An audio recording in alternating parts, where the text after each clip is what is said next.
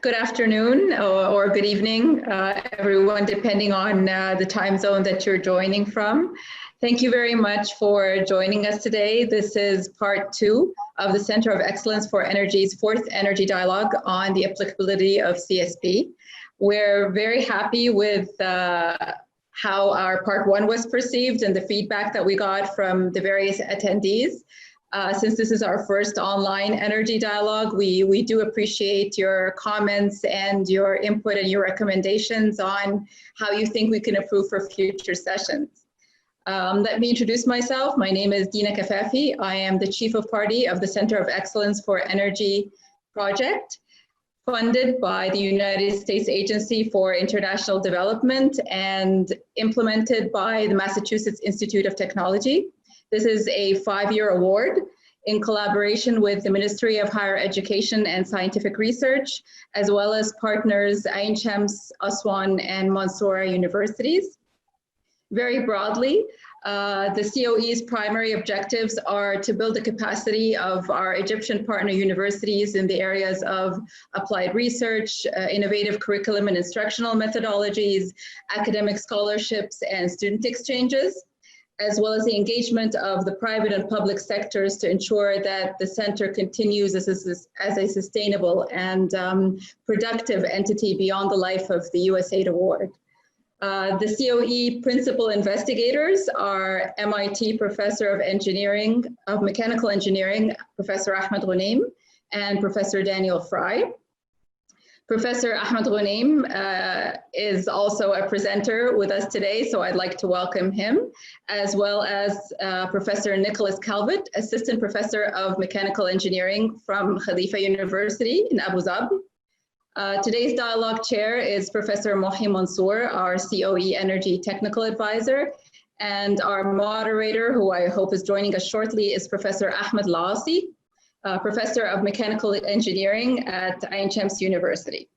So again, welcome. And at this time, I'd like to introduce or hand it over to Professor Mohi Mansour for his introduction of today's speakers. Professor Mohi. Thank you very much, Dina, for the introduction, and welcome back, everyone, for the second part of the 4th Energy Dialogue of about the CSP applicability. And we would like to give you just a brief summary of what we did last time with 2 speakers, Hanin Orashi and Louise Casper, for the application of the CSP. So we came up with some recommendations and concluding remarks, and also we would like to have to continue today about the same topic with 2 more speakers. So the main concluding remarks of the previous one were actually update energy and power sector strategies and to reflect the growing cost advantage of the benefits and other benefits of CSP, and also reflect the potential of CSP in future updates, and streamline regulations and clarify institutional rules and responsibility for solar development, reform the current market framework to improve project bankability, and bundle renewable energy projects to strengthen risk mitigation and ensure their financial visibility or viability, develop a master plan for enhancing local manufacturing capability, combining CSP and BV. That was actually some kind of a nice topic to see the applicability of this in Egypt, and how do we combine CSP and BV system. And this has a potential, and also under Egyptian circumstances, CSP system is very attractive for heat generation industrial processes, not only for electricity. And also the policymakers has to look at the different aspects of renewable energy applications. And for instance, the CSP could be more suitable for our hot climate weather. Also in Egypt, we have the advantage that we can do some more research on technology for TSP, and also we have potential to compete in the CSP industry for actually due to the abundance of the sand, since it's a major raw material for many components of CSP. With this, I would like to make some instructions for the dialogue. We have actually 2 invited speakers. And if any one of the the invited, the participants would like to make any questions, so you can go to the Q&A below and ask your questions, and then we collecting that at the end of the 2 presentations, we will actually answer your questions. So each presentation will be roughly about 40-45 minutes, and followed by 5 minutes break to take some drink or something, and then we will have one long session of discussions. And at the beginning of this long session, we'll have 20 minutes to answer your questions, and then we continue discussion for anyone who is interested to make a comment or contribution or to discuss any part in the dialogue. So the dialogue will end by concluding remarks and recommendations as we did in part 1. This is our actually agenda for today. As you can see, this is actually, we start 6:10, almost on time, with Professor Ahmed Ghunaim, and then break, and then followed by Professor Nicholas Calvet, and also we'll have a break, and then we'll have the open discussion and closing. So with this, let me introduce actually one of the eminent professors in MIT. He's originally from Egypt, and he graduated from Cairo University some time ago. He got his BSc and MSc from Department of Mechanical Engineering, Cairo University, and then he got PhD from University of California, Berkeley. Actually, when you talk to Professor Ghunaim, he tells you that he likes every decade to go into another field of research so that he can grasp more work in different areas, not be limited to some research activities. So here, his research covers computational engineering with application to turbines and combustion. That was the first part in his life. And multi-phase flow, multi-scale phenomena, clean energy technology with focus on CO2 capture. That's some kind of recent work as well, renewable energy and alternative fuels. His research has made fundamental contribution, of course, to multi-scale simulation, thermochemistry, combustion, dynamics, energy systems, and material chemistry. He also, of course, supervised many students, PhD and master degree, more than 100. And also he has some many leaders in the academia are graduates from his school. And also he published more than 500 free articles, papers. And he, of course, gave so many lectures everywhere in the world, and he is very well known in his field. He is fellow of the American Society of Mechanical Engineering, ASME, and the American Institute of Physics, the Combustion Institute, and associate fellow of the Aeronautics, Astronautics, AIAA. He received the several prestigious awards from the ASME, James Harry Potter Award in Thermodynamics, the AIAA Propellant and Combustion Award, the KAUST Investigator Award, and the Committed to Caring Professor at MIT. Of course, he's currently the MIT BI of the Center of Excellence, and I'm really very happy to work with you, Ahmed. Please, you can do. Okay, well, thank you very much, Muhi. I am very appreciative of your kind introduction. I'm always very nervous about these introductions, trying hard to meet the expectations. Anyway, let me start by sharing my screen. Hopefully the technology here will work according to expectations. Let me see.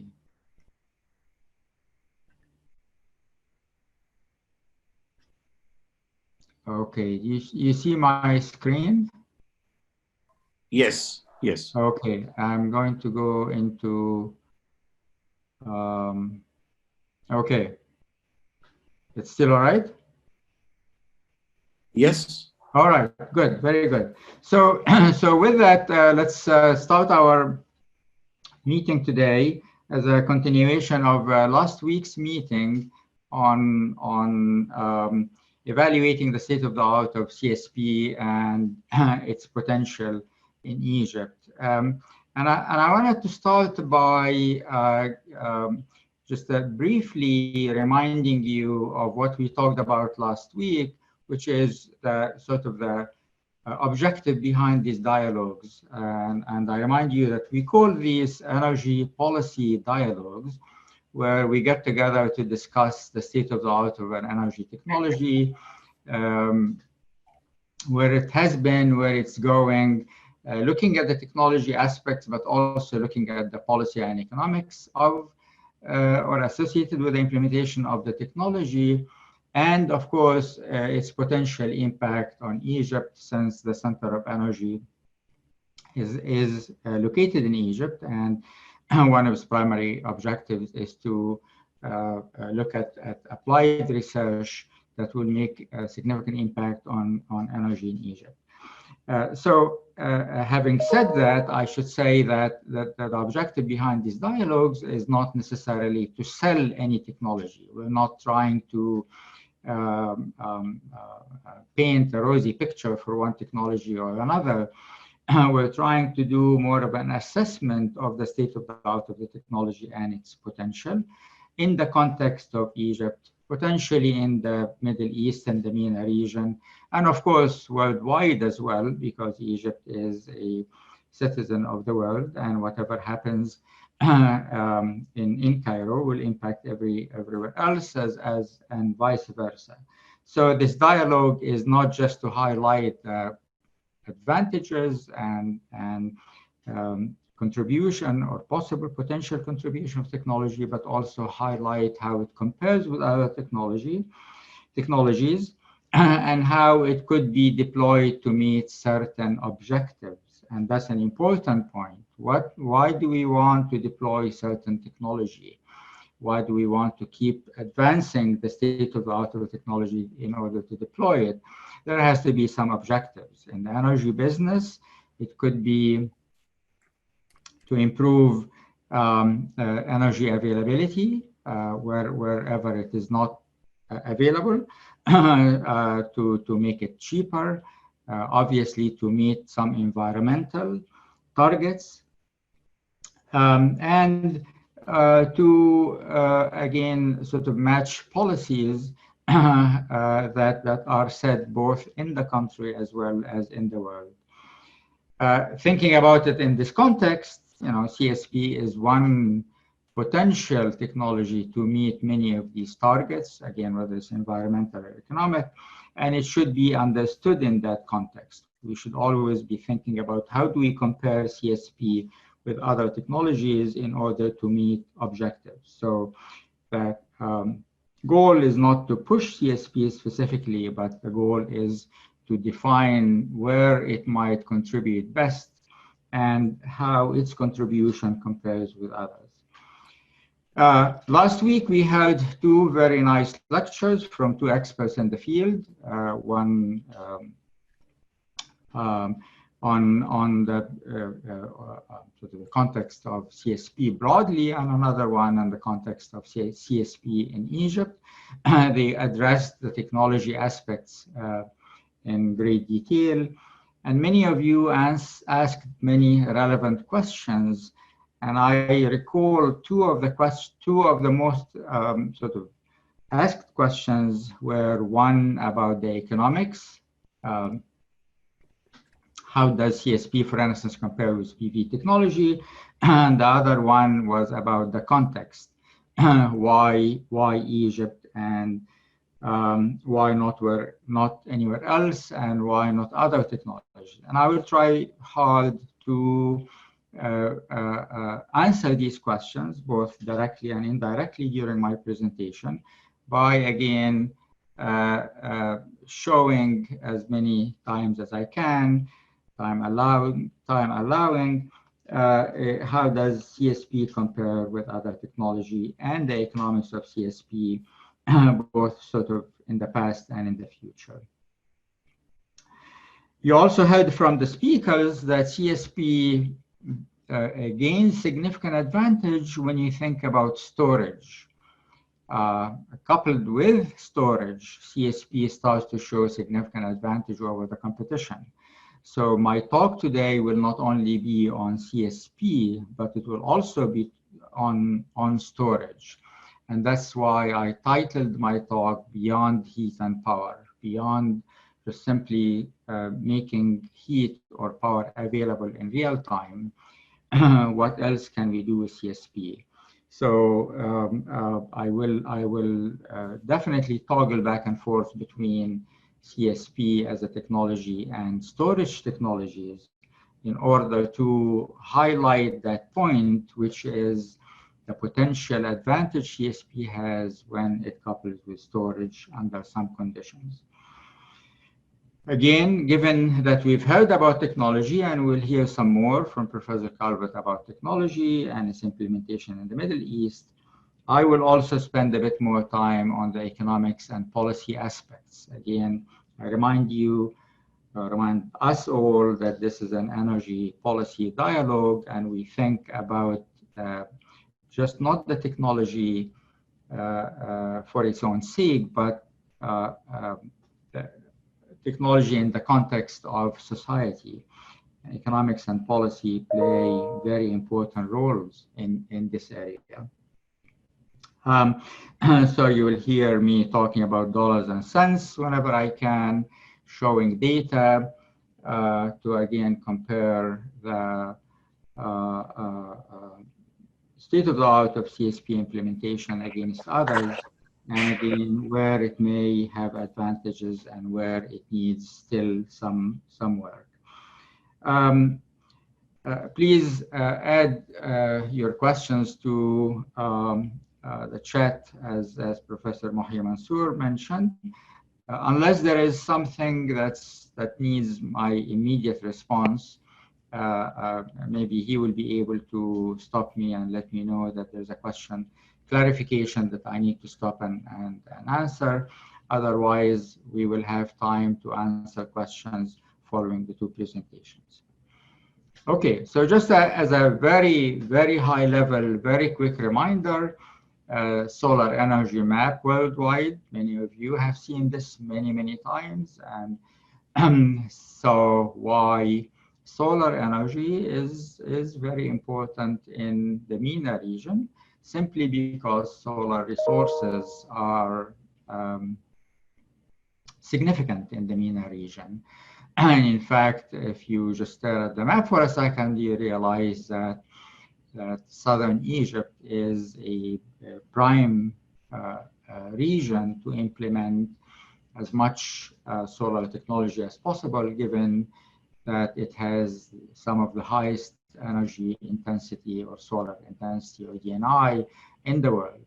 That applies beyond Egypt in Northern Africa. It also applies in Saudi Arabia and all the way to southern Turkey. It of course applies in other places like Southern Africa and Australia, and some of the southern parts of the US.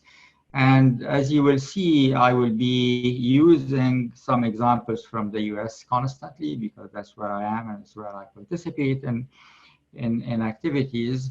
But I think you could easily take what applies to the southern US and move it over to Egypt without much change and have the same result.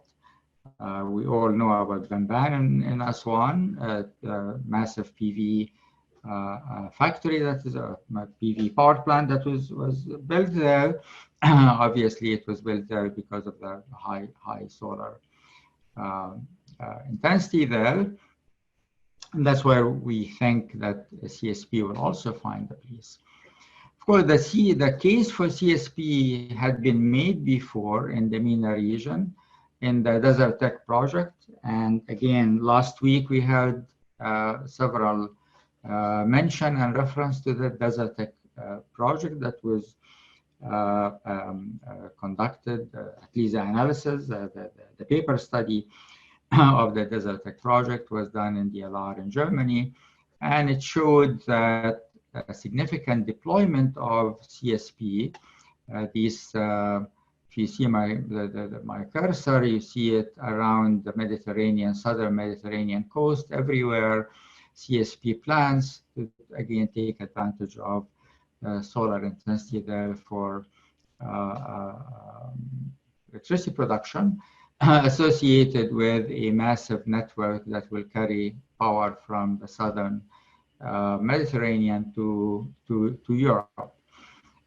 We know that the study showed significant potential. We know that things did not start as far as implementation is concerned at the same with the same excitement or pace. Of course, things have changed. Technology changes and policies change, and the focus of policymakers change. So we can always use these studies as reference, and we shouldn't get disheartened by the fact that it didn't see the light on the ground, if you like, the implementation.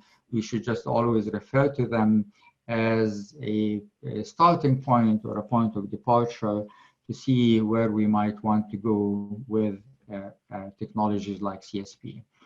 I also wanted to make a point that in response to some of the questions that were answered last week, that you see here significant CSP deployment in the southern Mediterranean, and you see significant wind deployment in Northern Europe. Renewable energies, fortunately, have different forms, and each form has its own characteristics. And it could very well be that we will find a way of matching the source with the need as we move different times of the day and different times of the year. Different sources will peak, and we can take advantage of them. But that also highlights the significance of storage. Storage, as we allow renewable energy to penetrate more and more into the grid, storage will become more and more important and play a dominant role in determining what the next steps. And I will refer to that as we move on to kind of make the point stronger and clearer. All right, so we move very quickly from the source and the potential into the economics. And as I said before, it became very clear last week that many of the questions were about where we are in terms of pricing these technologies. What determines the price and what determines the potential, which is always related to the price, and why certain technologies have found faster implementation than others, or faster penetration than others. This is a very nice graph that's constant, updated frequently by the Department of Energy here. Compares the levelized cost of electricity produced by just about every single available and potential technology that can be used to produce electricity. And it puts them sort of on the same basis by showing a levelized cost of electricity, that is the total cost per megawatt hour, accounting both for the CapEx and OpEx, the capital cost and operating cost, accounting even for the price of transmission. So you will see on the top in the little box all the different prices or the different parts that go into determining the levelized cost. There's obviously the capital cost, the operating and maintenance cost, both the fixed and the variable. So for instance, fuel prices will have to go in as a variable cost. Fixed obviously is determined by people working in the field, as well as maintenance of hardware, but also the transmission investment, especially when we deploy more and more wind turbines, for instance. Transmission becomes an important part of the cost, because wind turbines are distributed and we have to have a much finer grained grid that will collect that power from individual turbines and feed them into the backbone of the grid. If we go to offshore wind, that becomes even more expensive because we have to lay these in the sea. Anyway, what you will see is the price, the total price, as in the box above the bars. You will also see in the bottom something important, which is the capacity factor of that technology. And that term was defined last week, and I'll define it one more time. Sort of the number of hours you can make this technology available divided by the total number of hours in the year. So technologies that typically rely on fossil fuels or nuclear energy do have high capacity factors, somewhere between 80 to 90%. In fact, nuclear currently has 90%. You can run the nuclear plant about 90% of the hours of the year. Other fossil fuels, because of the availability of the fuel, maybe a bit less, but not by much. When you go to the renewables, you will start to see different numbers, except for geothermal. Geothermal is still a dispatchable renewable energy because we can, over 24 hours a day and essentially most of the year, we can get heat from underground.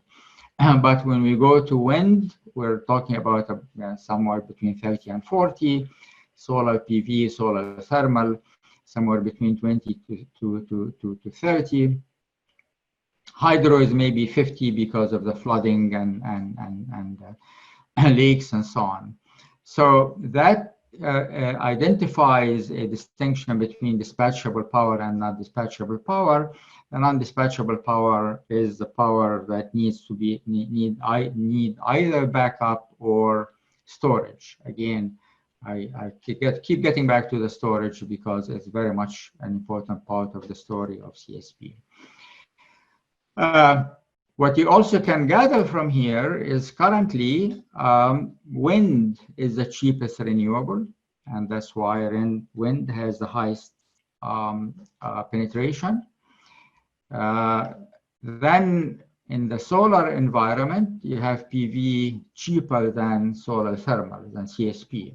And that's also one of the reasons why PVs are currently, or PV systems currently dominate the solar utilization. Many reasons why. One of the important reasons is that solar PVs became a commodity. It's very cheap to produce. China invested heavily in PV factories, in part to make them available, and in part to dominate and monopolize the technology. Indeed, currently, it's very difficult to buy anything in the PV business that's not made in China because they're just simply the cheapest. So that gave PV systems a significant advantage over the past 10 years, and it's likely to continue giving them this advantage. Solar thermal, as we will see, and you heard last week, and we'll see more as we move on, tend to be more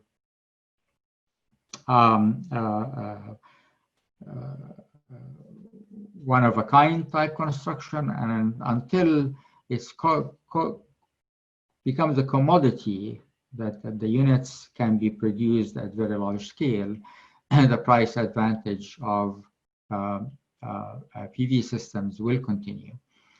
And again, and also until and unless we get the storage issue, the storage dilemma worked out,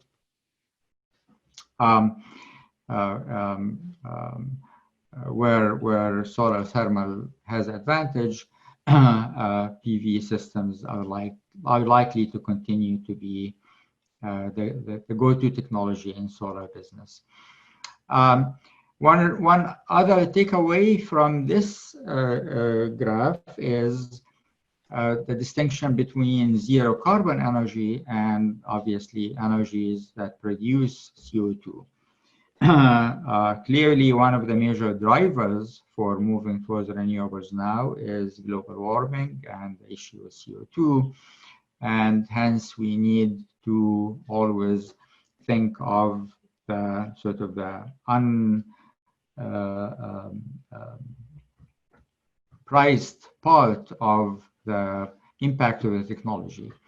There was an attempt here to price CO2. There's a $15 metric ton penalty for each metric ton of CO2 penalty for coal plants, given that coal produces the most CO2. So to make them a bit more put them at a disadvantage because of CO2. And hence you see coal plants or coal power being very expensive in the fossil side. Gas is very cheap without CCS. It gets more expensive with CCS. It starts to become more expensive than renewable. But again, CCS is one of these technologies that has not been deployed at scale, and it's really very difficult to price it. So we also have to keep an eye on gas with CCS as a competing technology for low carbon or zero carbon energy. Of course, you see nuclear.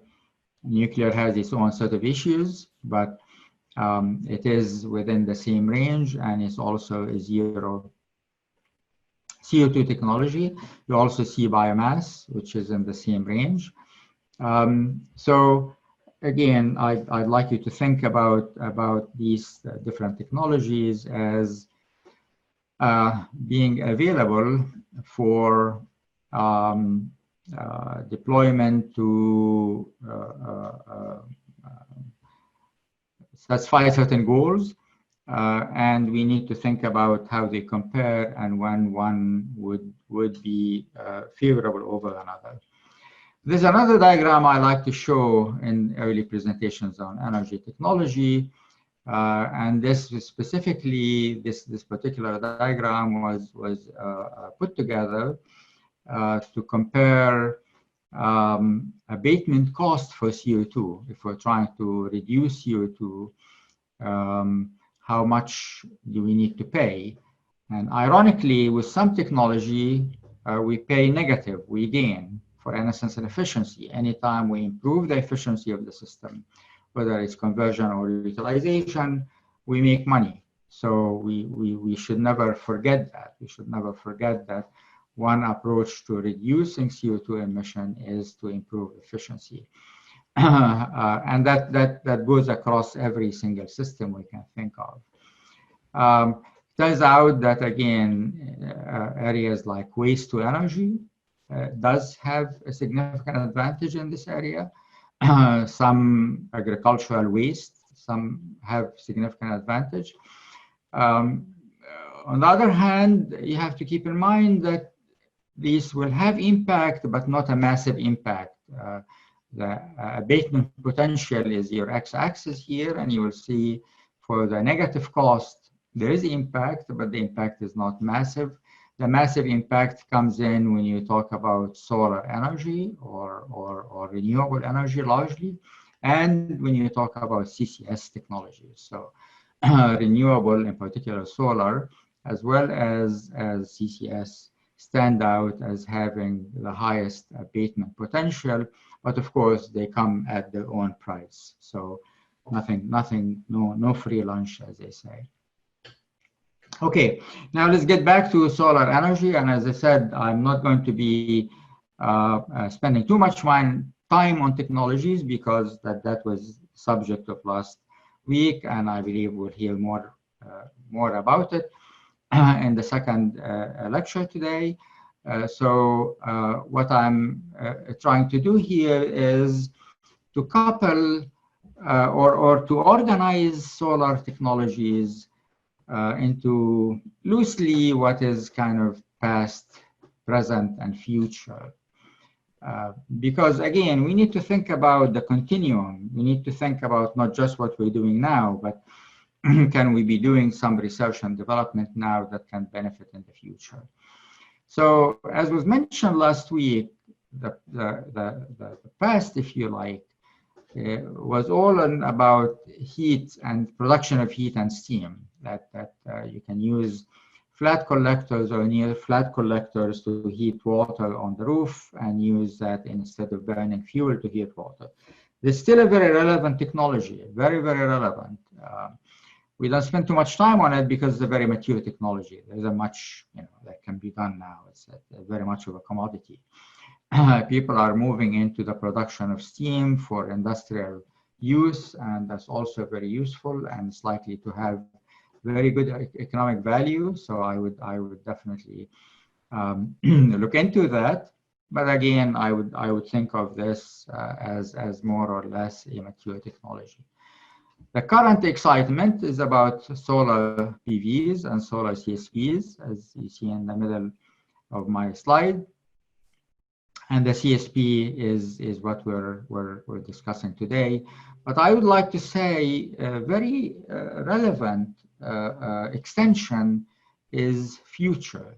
And the future is likely to start becoming more clear soon, which is solar fuels.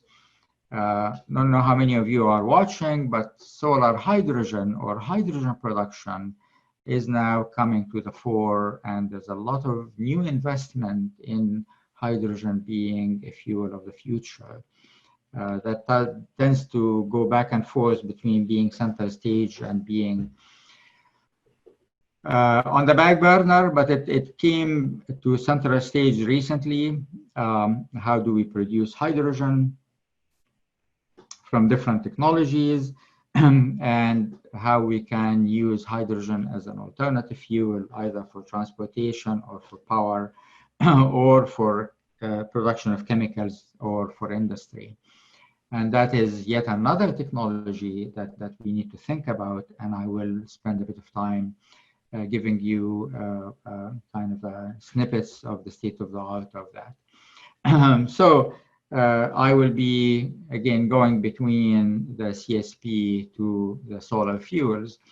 I always think of solar fuels not just as fuel, but as also as a storage mechanism, as a way of keeping solar energy in the chemical bonds until we need them. And we will see in a couple of slides from now that chemical energy has very high energy density, and hence for storage is a favorable technology. Well, so solar energy is not new to Egypt. It could never be new to Egypt, given the potential. And I'd like to remind some of you of somewhat not very well known fact that the very early application of solar energy was in Egypt in 1913, more than 100 years ago.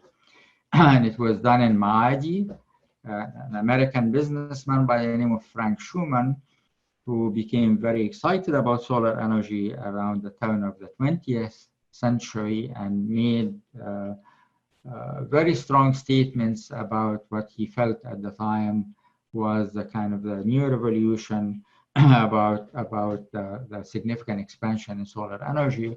Of course, he found that Egypt would be the right place to demonstrate its impact, and he came to Cairo and built a whole bunch of parabolic collectors to collect heat to power irrigation systems. I don't think there's any track. I don't know. I never really looked into it, but I'm not sure there's any pieces of his equipment still left. But if you Google it, you can get many of these details. Now, that just tells me that CSP is an what they call an oldie and goodie. It's an old technology. It's really not new at all. It's more than 100 years old. Like, by the way, many other technologies that we're very excited about today. I mean, batteries were invented, I don't know, several hundred years before.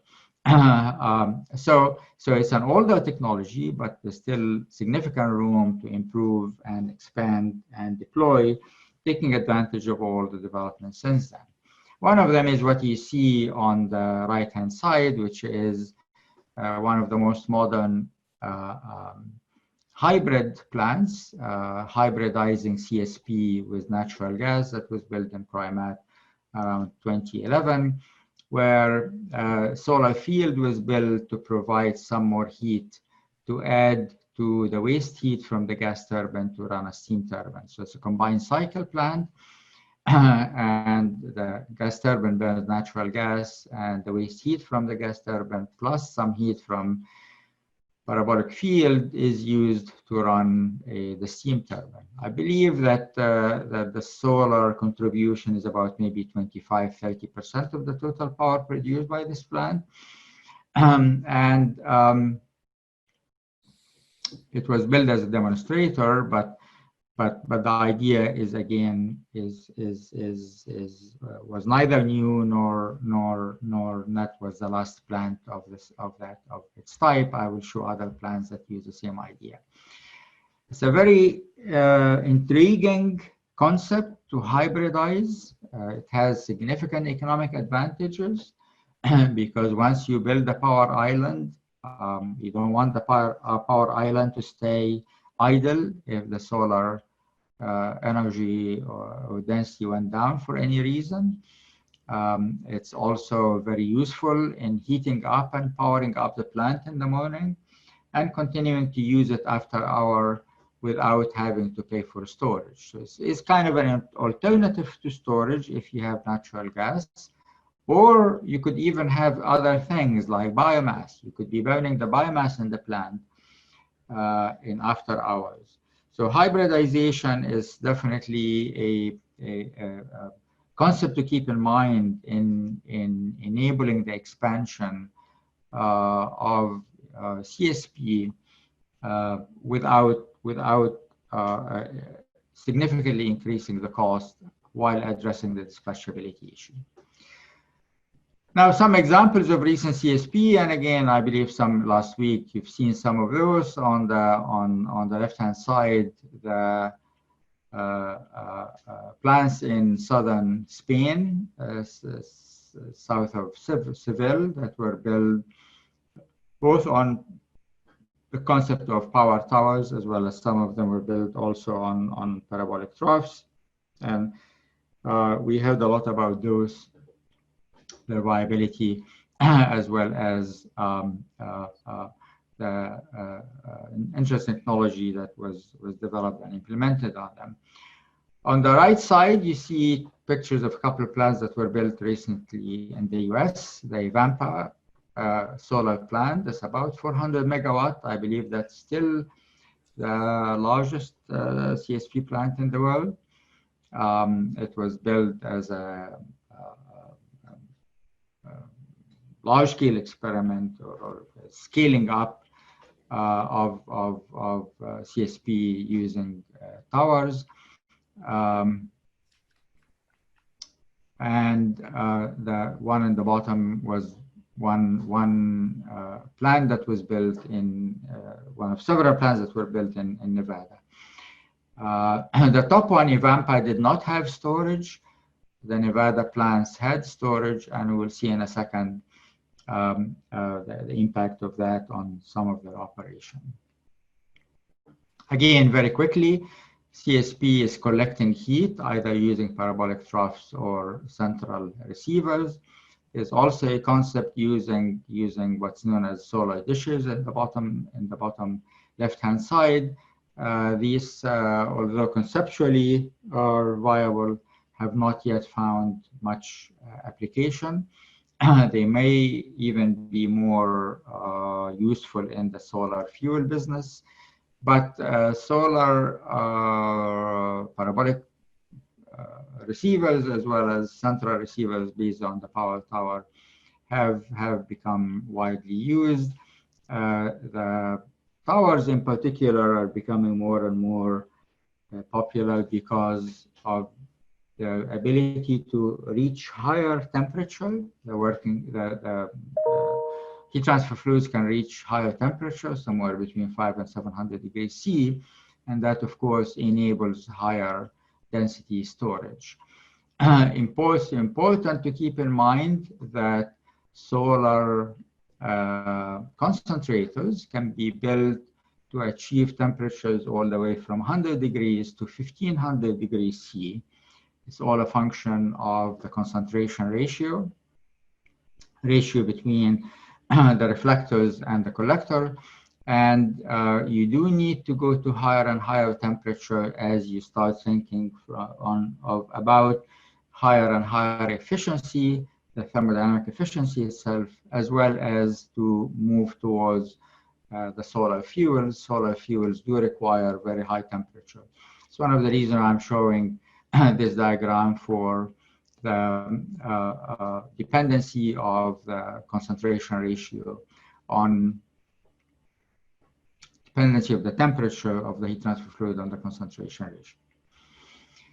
Okay, so a couple of words about the plants I showed, and not just simply for documenting the operation, but just to say something about the impact of storage.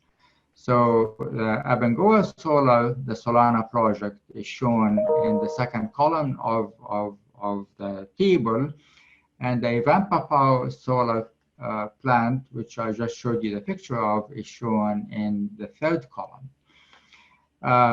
The first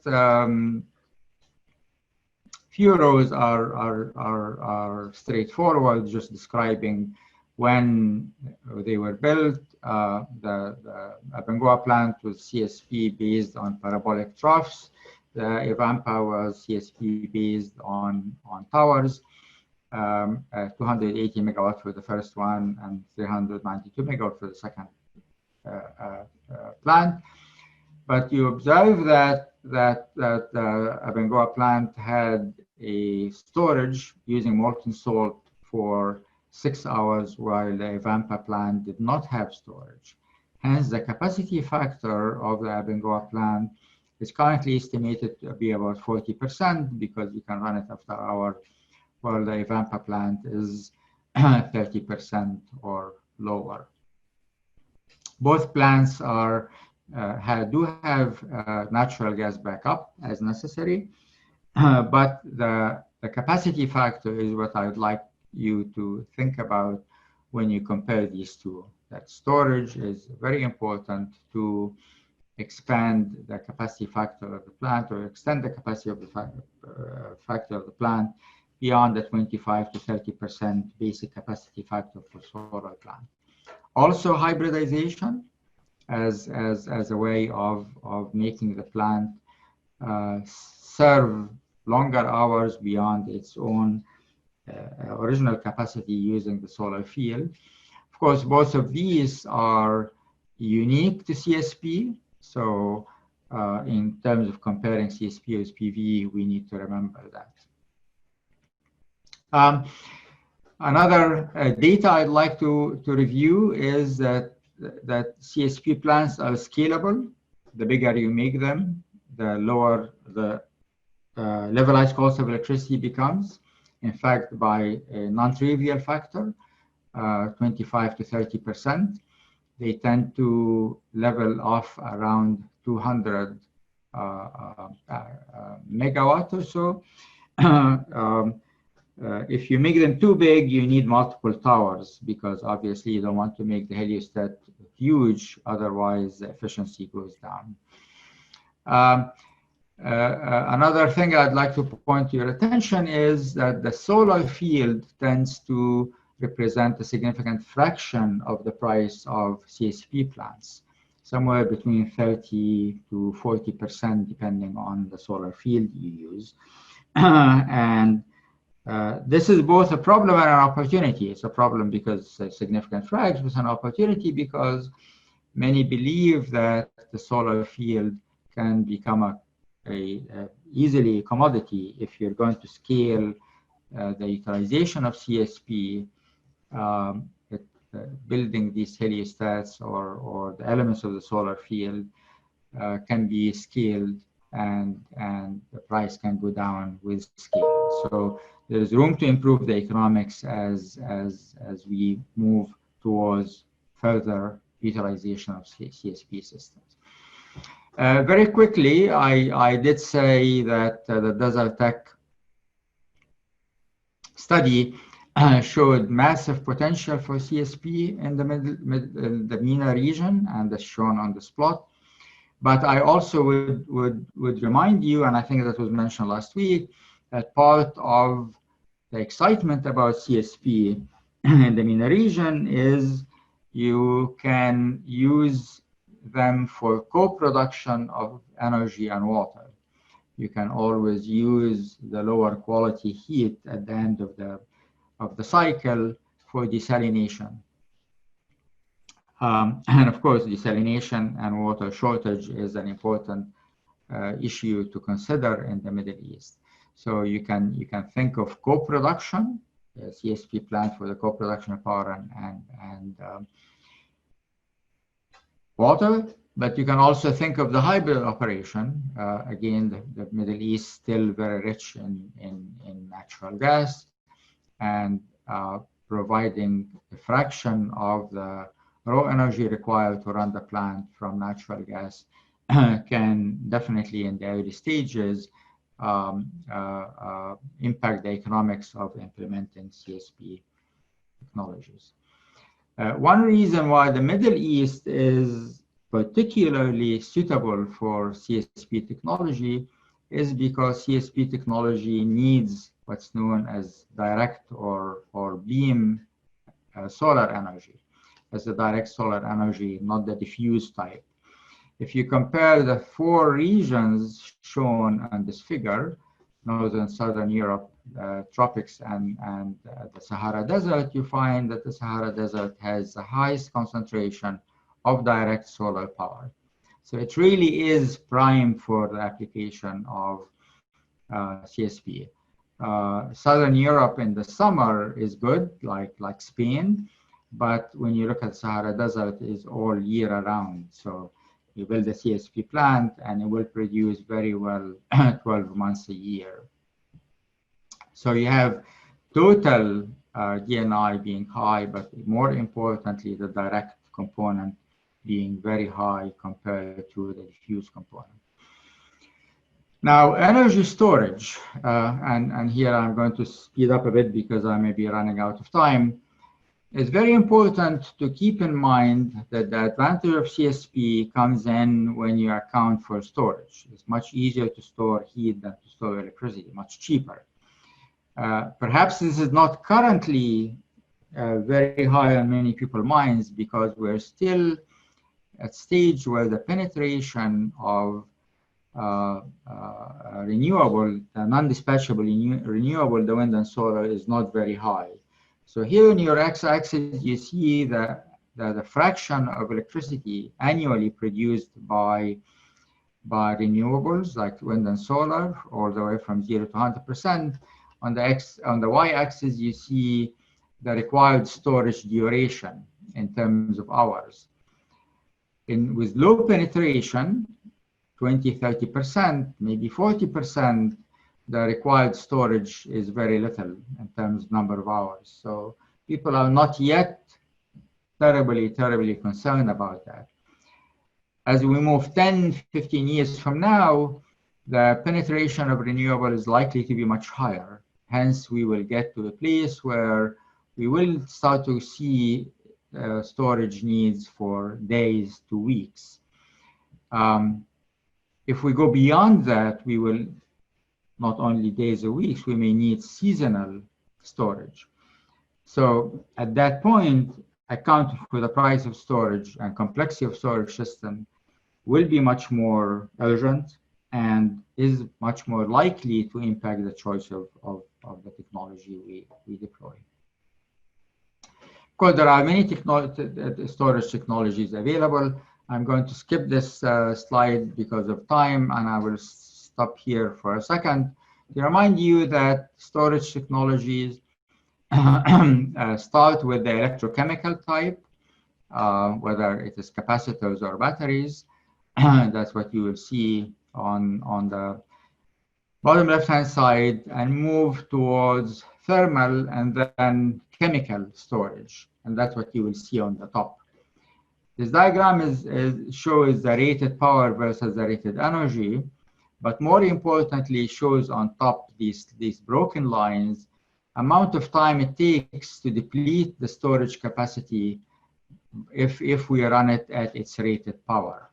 So if you're talking about 1 second, 1 minute, 1 hour, then the electrochemical technology, plus obviously flywheels, for instance, provide very good support. If you want to go between hours and days, you really need other types. You need either pumped hydro, compressed air, or chemical storage, meaning production of fuels or chemical energy carriers. That's where chemical energy carriers become important piece of the puzzle of how to deploy renewable energy at larger scales while still having power 24 hours a day. As I said before, storage has not been deployed at scale yet, and the absolute majority of storage technology currently comes from pumped hydro. Here you see the blue and orange circle. We're still far from getting to a place where we really are concerned about storage. And I'd like you to keep that in mind in terms of where we will start to see CSP that has an advantage of storage become move to center stage. Since this is an academic center, we need to talk about energies, technologies under development. Certainly high temperature energy storage. So molten salt is considered to be intermediate temperature energy storage.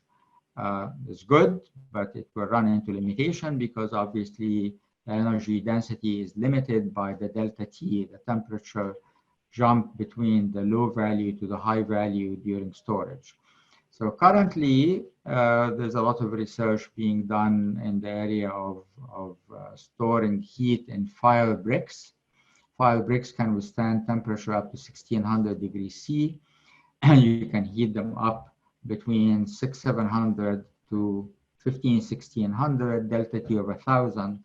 It makes the energy density there very high. We can heat them up using either high concentrated solar energy, or we can even heat them using electricity by resistive or inductive heating if the source is, for instance, wind. We're more interested today in CSP, so I'm thinking more of heating them using concentrated solar energy, but with high concentration ratio. The major advantage there is that the storage size or the energy density will be very high, and you will have access to very high temperature. And as you know, the thermodynamics is much better at the high temperature. Two other technologies in solar fuels. One of them is electrolysis, using electricity to split water to produce hydrogen. This currently is available off the shelf, although it's still pretty expensive. It's about 3-4 times as expensive as we want it to be. So that's an area also of significant research, especially going to high temperature electrolysis. And the idea there is to reduce the cost. As said before, is the need to reduce the cost of hydrogen by a factor of about 2 to 3 to make it competitive with available fuels. In terms of solar fuels produced using concentrated solar energy or solar heat, they are broken into two types, as you see here. Either you want to split water using solar heat, or you want to reform fuels using solar heat. Reforming fuels meaning cooking a fuel with water to produce hydrogen. Splitting water with solar heat is very difficult unless you use catalysis, metal oxides that can react with water to split it and then get reduced using solar heat. These are known as thermochemical cycles, solar thermochemical cycles that operate temperature around 1500 degrees C. They're currently not terribly efficient, but we and others are working very hard to improve their efficiency. In terms of reforming fuels, if you reform natural gas to produce hydrogen, you add about 25 to 30% more energy into the molecule.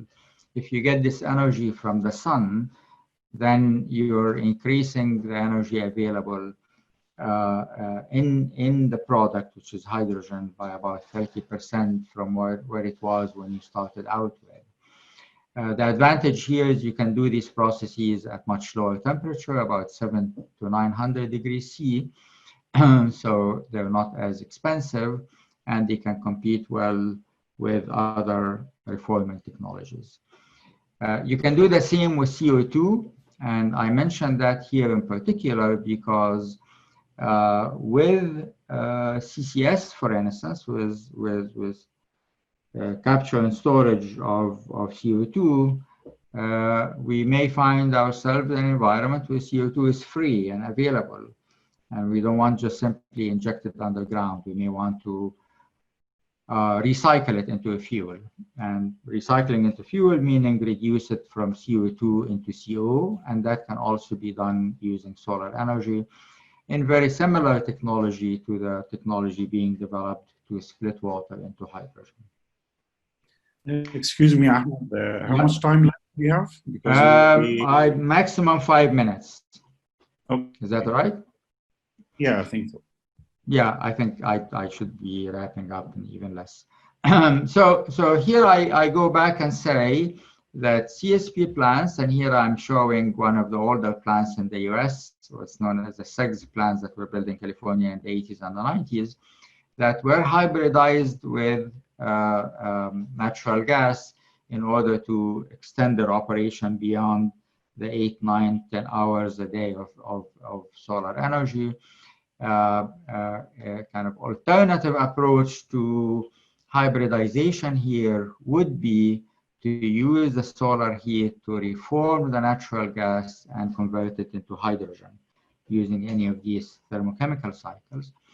If we reform the natural gas into hydrogen, we can store that hydrogen as a fuel for use in the same plant, or we can use it for other applications where hydrogen is needed, whether it's fuel cells for transportation or for other industrial applications. There are many ways to hybridize CSP plants.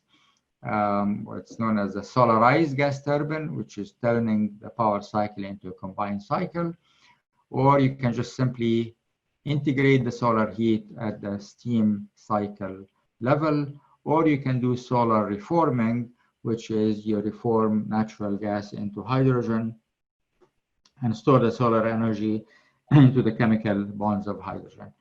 Our analysis actually shows that the last one, the solar reforming, is likely to be the most efficient. And with the expansion of the use of hydrogen, may also turn CSP plants into a co-production plants, production of power, electricity, or hydrogen, depending on the need. Of course, when you use something like natural gas, reforming also produces CO2. If your goal is to reduce CO2, then you will have to sequester and store CO2 produced in this cycle. Now I'll finish by mentioning progress in the area of water splitting using solar heat. And here I'm referring to work that's being done at ETH in Zurich. Professor Steinfeld there has been one of the leading contributors to this area,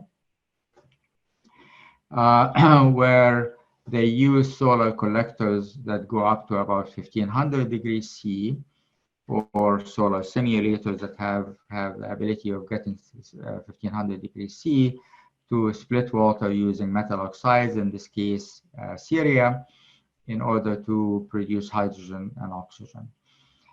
So the good news is that that concept has been demonstrated. The opportunity is that it has been demonstrated, but at relatively low efficiency, at the efficiency about 5%, which is really way below where we need it to be. Turns out that it is low because a good deal of the heat that's collected to heat up the metal oxide to reduce them at 1500 degrees C gets lost, and you need to do heat regeneration. It's a very nice heat transfer problem, how you regenerate this heat after you reduce the metal oxide and before you cool it down to a temperature where you can split water. So again, this is a very good opportunity for people doing research on hydrogen production using solar energy to look at how do you design regenerative reactors and how can you integrate them into the system, and what kind of material you want to use in order to reduce the inefficiencies associated with either the high temperature or the heat transfer.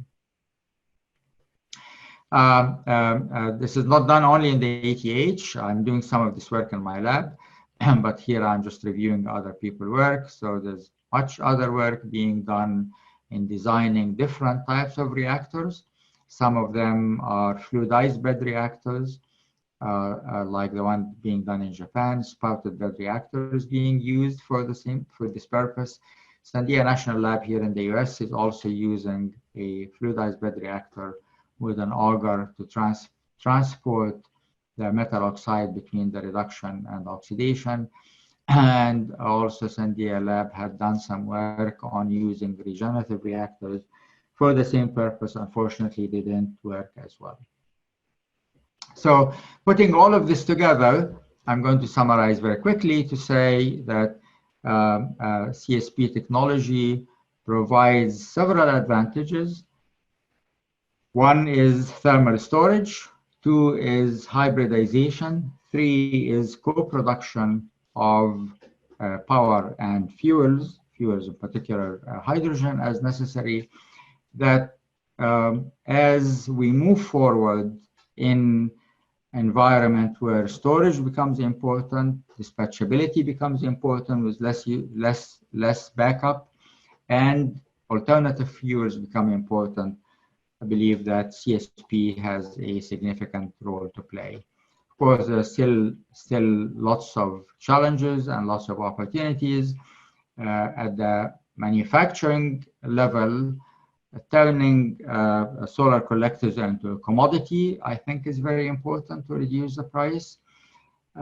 We need to continue to promote the penetration of renewables for many other reasons beside this one, but we will take advantage of them. And we need to continue to work on the area of water splitting reactors, and also take advantage of progress in other areas in thermal cycles, like for instance supercritical CO2 cycles that can further improve the efficiency of CSP. So with that, I will stop, and sorry I took a bit more time than I had, but I thought it would be a good idea to wrap everything up in one place, and I will hand it back to Professor Mansour. Thank you very much, Ahmed, for this very having us related to CSP. And we see some really potential, very nice for Egyptian technology to grow and to work in this field and to apply. So with this, we thank you again, and we'll take a break, and then we'll come back after 3 minutes.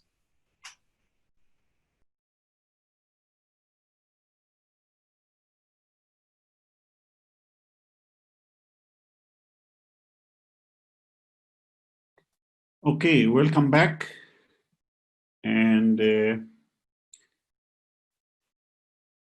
so it's my pleasure to introduce the second speaker, and we would like to thank you, Nicholas, very much for accepting our invitation. That's very generous from you, and also giving us the opportunity to have you here, and hopefully we'll see you face to face in Egypt one time. Okay, Dr. Nicholas Kelvin is an assistant professor at Khalifa University of Science and Technology in Abu Dhabi, United Arab Emirates, and he started the 2013. He's also founder and chair of the Master Institute Solar Platform, and the first R&D platform in the United Arab Emirates entirely, and dedicated to concentrated solar power. So he's very specialized in this field. and thermal energy storage, which is also very interesting. Finally, he's representing the UAE at the Solar PEC's Executive Committee, a technology collaborative program from the International Energy Agency. Dr. Kelvin, he's actually got his BS in physics and MS in solar energy from France, University Perpignan.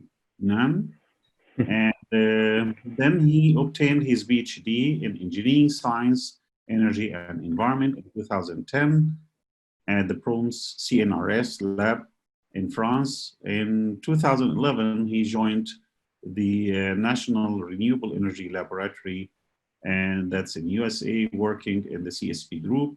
In 2012, he worked at the CIC, and also then after that, he moved to Abu Dhabi. Welcome to our center, and we're happy to have you here. Thank you very much for accepting our invitation again. The floor is yours. Well, thank you very much. Can you hear me well? Yes, yes, okay. Very nice. So I will share my presentation.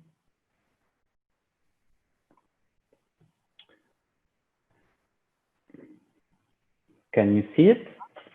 Yeah. Okay, so thank you very much. First of all, I would like to mention that I unfortunately missed last week's session, so please, I apologize if I repeat some information that were already mentioned. You can see on the screen Shams Power, which is our CSP plant in Abu Dhabi on the left, and on the right, this is our solar platform in Masdar City that I'm managing. So first of all, CSP in the word, we are talking about a little bit less than 10 gigawatts. If we compare to PV with 580 gigawatt and wind 622 gigawatt, we are clearly the little brother. And we could ask, why are we still talking about CSP today when the market is so dominated by PV and wind? And I hope that at the end of my presentation, I will have answer to this question. If we look at the installed capacity of CSP in the last few years, we see a clear improvement since 2005, which show the growing interest in this technology. If we look at the context in the UAE, the government has a very ambitious target of 50% of clean energy in 2050. And if you look at the detail of that, we are talking about 44% of clean energy in the total energy mix, mainly solar, of course, and 6% of nuclear, which if you add this, gives the 50%. So I recently checked, and we are clearly on track to meet this target, which is a very good news. So UAE is very active in renewable energy, and certainly you have seen in the press this kind of big announcement. So this is the last tender in Abu Dhabi for a 2 gigawatt PV plant, and the bid they receive is $1.35 per kilowatt hour. So if I compare this cost with the cost presented by Professor Ahmed previously, he was mentioning 12.5 cents per kilowatt hour in the US. So we are dividing this cost by 10, which is very impressive. And so we are keeping having a world record in the UAE in terms of levelized cost of electricity. And every time we see a new record, we say, now it will stop, it's impossible to make cheaper. And every time it's cheaper. So it's very impressive how the cost of mainly PV went down this last year. So when we see the PV, which is the cheapest solar energy ever in the UAE, we could ask the question, why do we still need CSP in this context, right?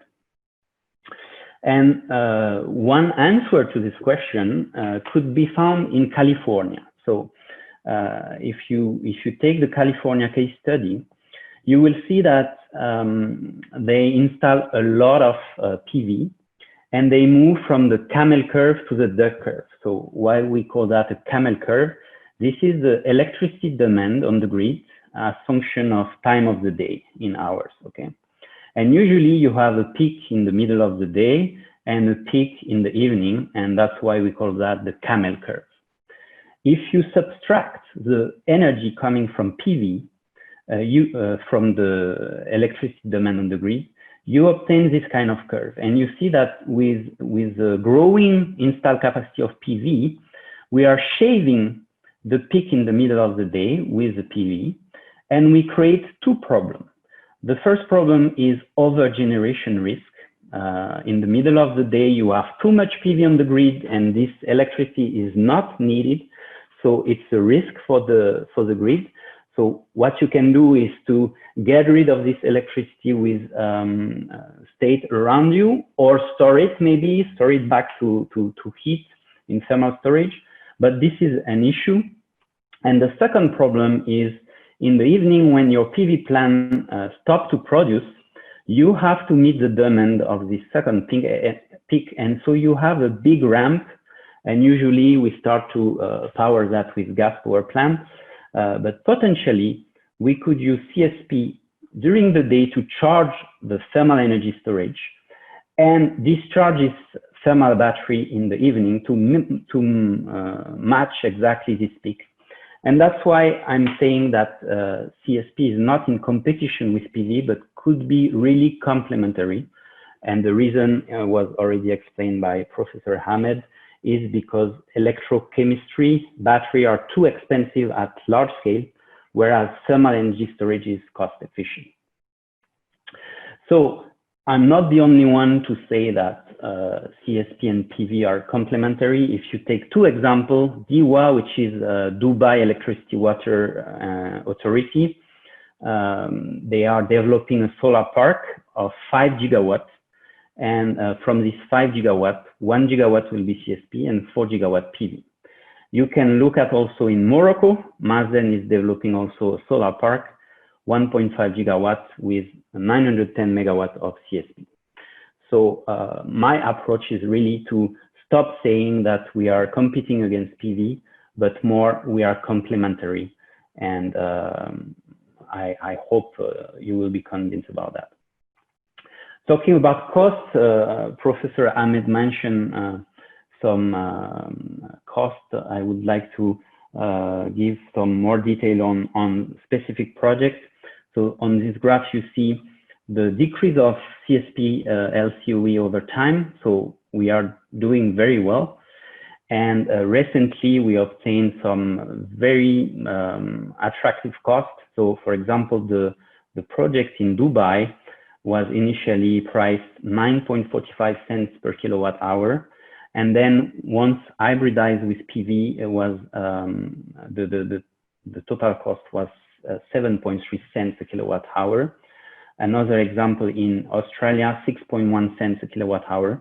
So we are really close to the Sunshot initiative. I don't know if you are familiar with that, but this is a US DOE objective on the cost target for CSP, which was 6 cents per kilowatt hour. So really we are close to this target. And don't forget that this cost includes storage, okay? So when we compare this cost to the 1.35 cents of PV, you have to compare apple with apple. And PV is not dispatchable, CSP is dispatchable. So you should compare the cost of PV plus battery, and in this case, the cost would be higher than that. So clearly, CSP plus thermal energy storage is today cheaper than PV plus battery at large scale, of course, not for small houses. So after this long introduction, I will discuss the different technology and more precisely the history of CSP. I will focus on the two most mature technology, parabolic trough and central receiver.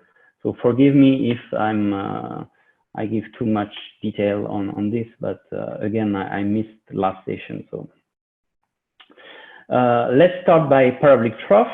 So Basically, if you do a cross-section of this parabolic trough, you will have a perfect parabola, and each ray coming perpendicular to the aperture of this parabola will be reflected at the focal point, okay? And if you extrude this parabola in the lens, you obtain this collector. And so on the focal point, you place a tube, and in this tube, a heat transfer fluid, which is usually synthetic oil, a mixture of diphenyl and phenyl, will collect the heat and will be pumped to the steam generator. The limitation of this technology is mainly due to this heat transfer fluid, which starts to be degraded after 400 degrees Celsius. So basically, you cannot use this technology over 393 C because of the heat transfer fluid. So some researchers in the world are trying to change this heat transfer fluid to increase the operating temperature, but that's only at research level for now. So how it works after, you have your solar field on the left, your heat transfer fluid, which is oil in this case, circulate in the collector. The temperature moves from 290 to 390 at the exit of the solar field, and then you have two choices. So the first choice is this oil go to the steam generator, so you exchange heat with water to create steam for the turbine and generate electricity. And if you have too much energy during the day, one part of the oil can go to another heat exchanger to charge the thermal energy storage system, which is in this case using molten salts. So the molten salts are nitrate salts that we usually utilize in agriculture as fertilizer. But if you increase the temperature of this nitrate salt above 220 degrees Celsius, it will melt and you obtain a liquid that you can pump. And so the idea is to pump the cold salt from the cold tank. When I say cold, it's relatively cold, 290.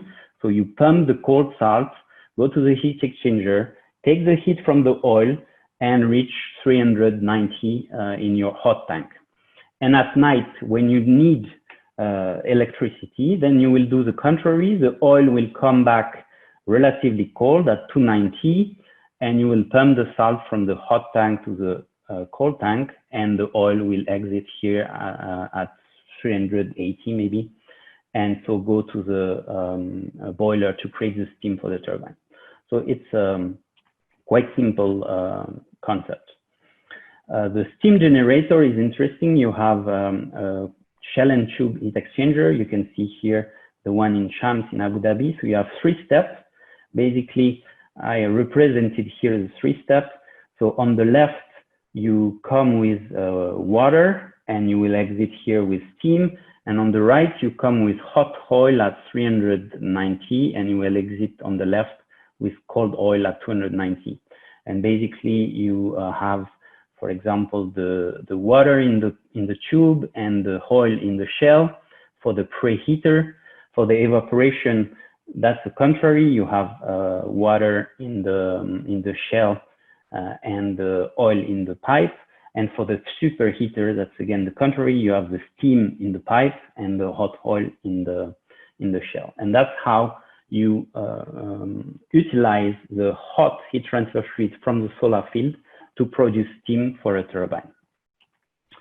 So talking about history, we have first commercial parabolic trough in 1984 in Mojave Desert, California. Professor Ahmed mentioned already this plant, Solar Energy Generating System, SEGS, and you have in total 9 plants which are still operational today for a total capacity of 364 megawatts. Talking about storage, SEGS 1 was equipped with a thermal storage system which was using directly the synthetic oil that you use at heat transfer fluid, but also as a storage media.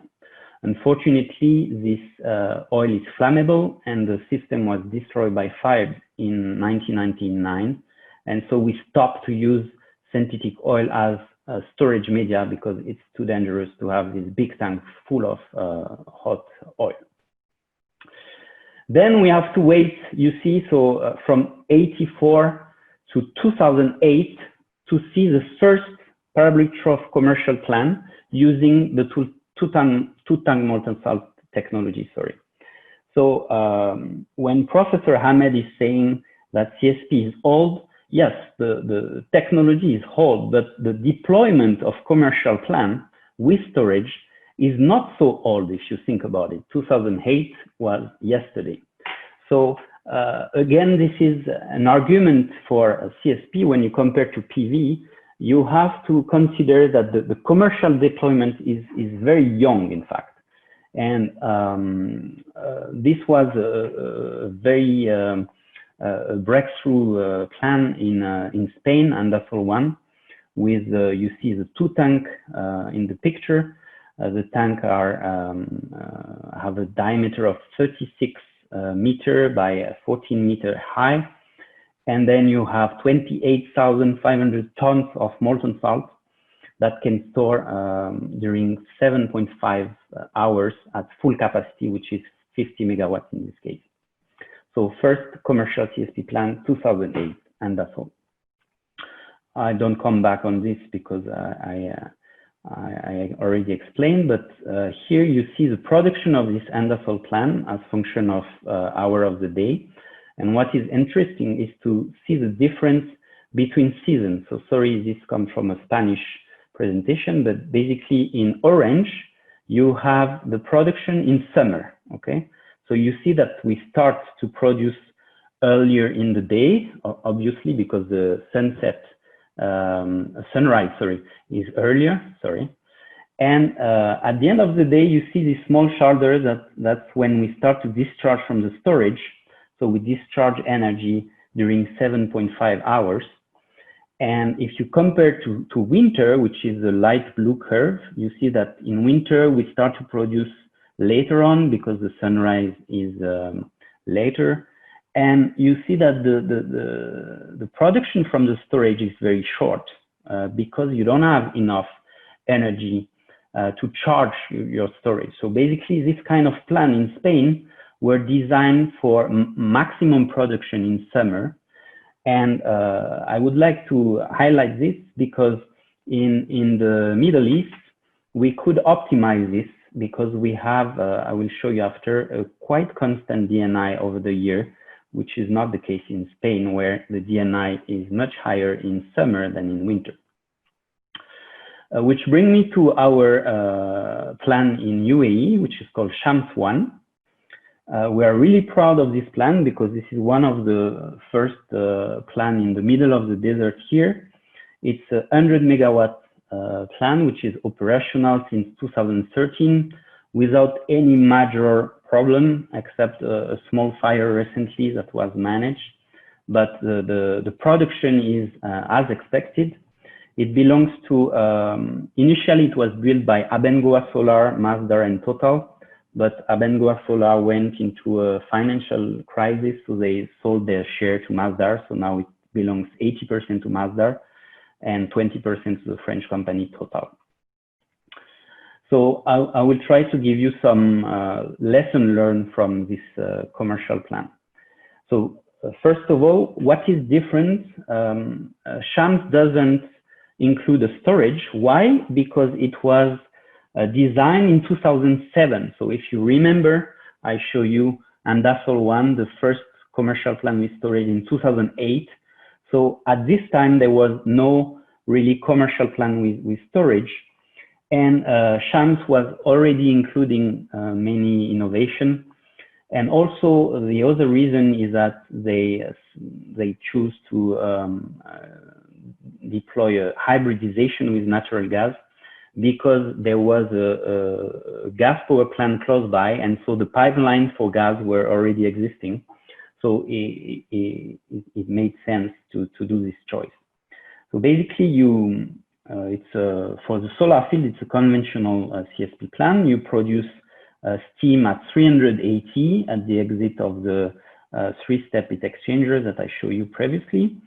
And the difference is that here, there is a booster heater that will, so we will burn gas to increase the temperature of the superheat steam from 380 to 540 degrees Celsius. And this is a huge difference because, as you know, the main energy is needed to evaporate your water to steam, and this you have done it with the solar field. So basically, the few energy you spend on gas to increase the superheated steam will have a huge impact on your plant efficiency. And I will explain you that this is very important because we are penalized by using a dry cooler instead of a cooling tower, as usually done in Spain, for example. So that's the main difference of conventional parabolic trough with shams, is the hybridization with natural gas at this level in the steam production. You can see here the natural gas heater, heat transfer through the heater. Another difference I was mentioning is the dry cooler. So usually in a commercial plant in Spain, you use water to condense the steam in the power block. Unfortunately, we don't have water in the desert. So they decided to replace this cooling tower by big fans. So you can see here on the small picture, it's 5 meter in diameter fans. And you have 1, 2, 3, 4, 5 lines of these giant fans. So these fans are blowing air, and above this you have the heat exchanger with the steam to condense the steam. So obviously this air-cooled condenser is less efficient than a cooling tower. However, it saves 200 million gallons of water per year, which is huge. And as we don't have water in the middle of the desert, this was really the good choice. Again, we are losing efficiency, but thanks to the booster heater with the natural gas, we compensate this loss of efficiency. And if you look at the efficiency of this plant, it's even higher than Andasol, for example. Other lesson learned, you can build a CSP plant in the middle of the desert. You see, this was the location before construction. So they had to remove 5 million meter cubic of sand to make the land flat and start the construction of the plant. So it's possible. They built a 7 meter high wall around the plant for several reasons, to prevent sand movement into the plant, of course, minimize wind loads for the first row of collector, and of course, reduce concentration, dust concentration within the plant. So from time to time, they have to remove the sand around this wall because it's accumulated, but it's working well. And so that's avoiding the dunes to come back in the middle of the plant. Another lesson learned is the ability of the plant to withstand windstorms. You can see here, for example, 128 kilometers per hour that damage very few facets, 20 facets in total out of 258, 48 facets. So it's really neglectable. So this is another good news. Another lesson learned is mirror cleaning frequency. So basically, we are doing measurements of reflectivity on the mirror, and assuming a nominal reflectivity of 93% of the mirror, we check the loss of reflectivity, and basically we set up a target where we don't want to go below, and this can help you to estimate the frequency of cleaning. So, for example, for shams, we are one mirror in the plant is cleaned once every 5 to 7 days in average by this kind of trucks. So the trucks are working at night because shams 1 is operating only during day. There is a possibility to operate 24 hours thanks to the hybridization with natural gas, but the government for now is using it only during day. And for this cleaning, we are consuming about 5 million gallons of water per year. It could seem very high, but if you compare with the 200 million gallons we save by using the dry cooler, that's really nothing. Another interesting project in UAE, happening in Dubai. It's Mohammed bin Rashid Al Maktoum Solar Park. So in this project, they are building 3 parabolic trough plants of 200 megawatts each, and also 1 tower. I will come back on this later on. So in total, we will end up with 700 megawatts of parabolic trough in the UAE. So why do we want to move from parabolic trough to tower? Because we want to increase the operational temperature. And the reason is coming from Carnot cycle, the highest the temperature, the highest the efficiency, right? So we want to use a combined cycle between 800 and 1000 degrees C with an air Brighton and a steam Rankine cycle. And the goal is obviously to power this cycle with CSP. So we need to reach temperature as high as 800 C. That's the target. Which brings me to my second part, which is power tower or central receiver. So you have here a nice picture of Gema Solar in Spain. Basically, instead of concentrating the light on a line where you have the pipe, in this case, you have giant mirror called heliostats, and each heliostat will reflect the light at the top of the tower in a point where you can reach very, very, very high temperature. If you look at the deployment of CSP plant between parabolic trough in green and tower in purple, you see that the plant in operation are clearly dominated by parabolic trough. But if you look at the announced project plan or in development or even under construction, we are moving towards the tower technology clearly. So a little bit of history of tower.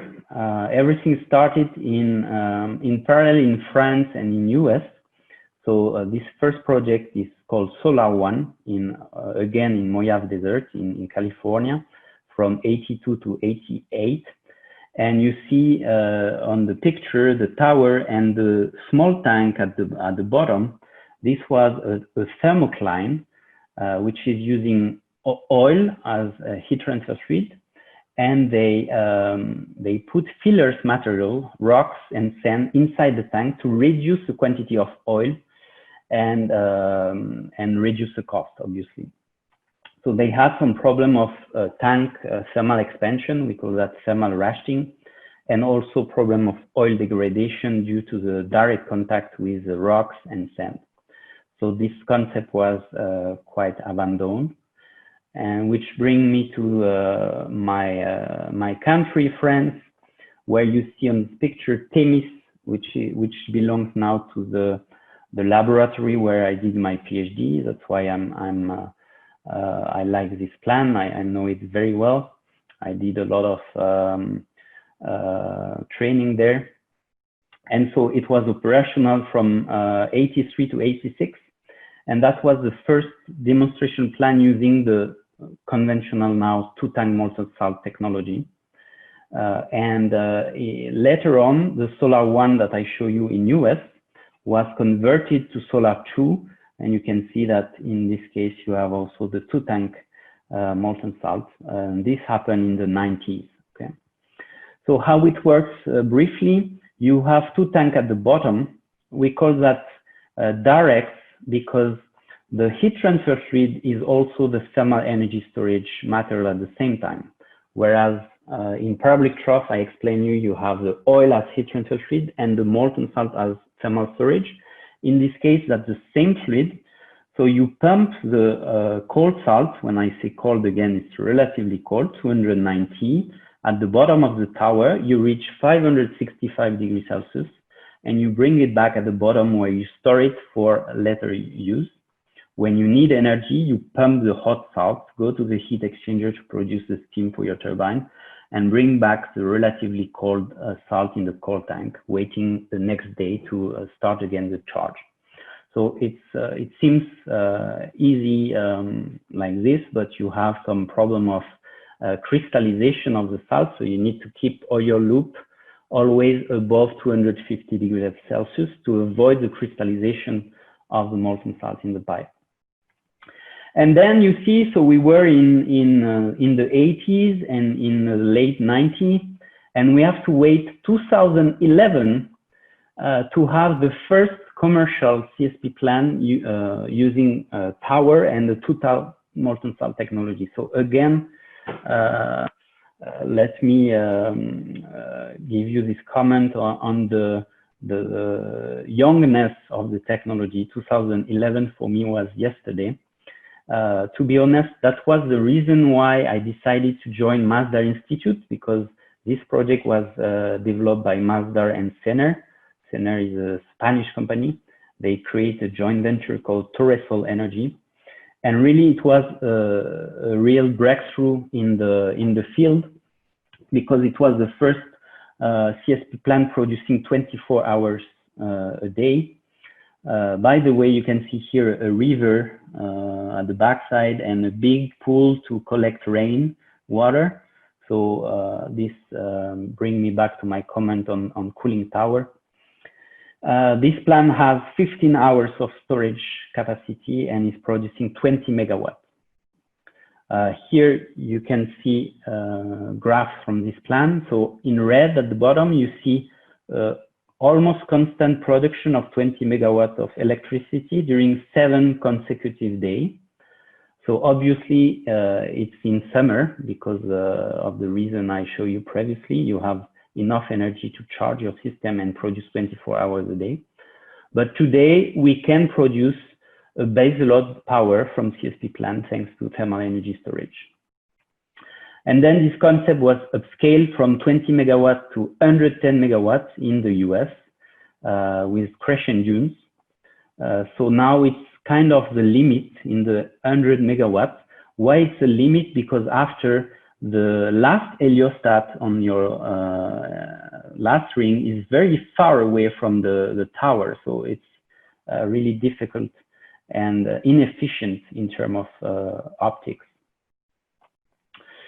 Which brings me to Dubai again, where we are building the highest power tower in the world, 260 meters.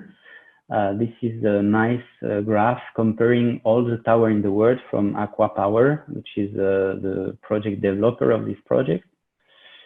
And this is a picture of the finalized tower recently. So, which brings me to a comment on this. I'm not convinced that this giant tower are adapted to Middle East environment. And let me explain you why. When you have a parabolic trough, the light is reflected from the mirror to the tube, which is really close. So it's a short distance. But in power tower, the last heliostat could be at 1 or 2 kilometers away from the tower base. And so especially in summer, we have attenuation. And so the light which is reflected from the heliostat to the receiver is attenuated, and you lose energy and efficiency.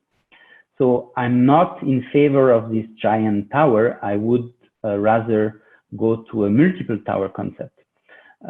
Here I show you the DNI in 2009, 2010, and 2011 in Abu Dhabi. And you see that in summer, we should have the highest DNI as usually in Spain or Australia or other country. But you see that it's not the case. And this is due to a lot of humidity, a lot of attenuation. And so the DNI is low in summer. So we could think it's a bad thing because we are losing power in summer. But if you think about it, we have an almost constant DNI all over the year. So when you design the plan for 1 month, it's valuable for other months of the year, which was not the case of Andasol when I show you previously. Okay, so I advise for Middle East to use this kind of multiple tower concept. So instead of having one giant tower in the middle with a poor optical efficiency of the solar field, you will use several smaller towers. In this case, you see it's only 27 meters high, compared to 240 or 60, I think. So the solar field has a much higher efficiency. And so this is Vast Solar in Australia, very interesting concept. They also use sodium as heat transfer fluid, which is much better than molten salt. It can go to higher temperature and you have a lower crystallization point and higher heat transfer coefficient.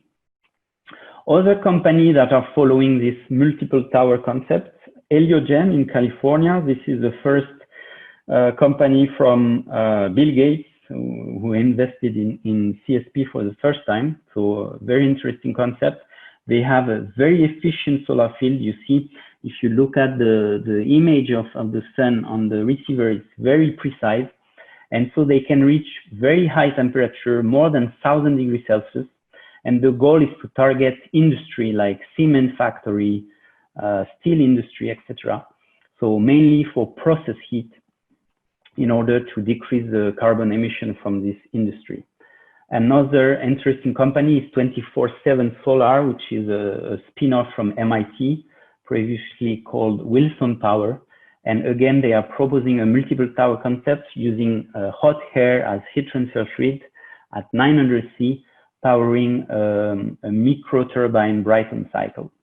So they are building their first pilots right now in Morocco. And to conclude my presentation, I would like to show you 3 other examples from research now. So the first one is coming from Sandia National Laboratory, which is proposing particle receiver, for example, using sand. And they build a pilot in Saudi Arabia in collaboration with King Saud University.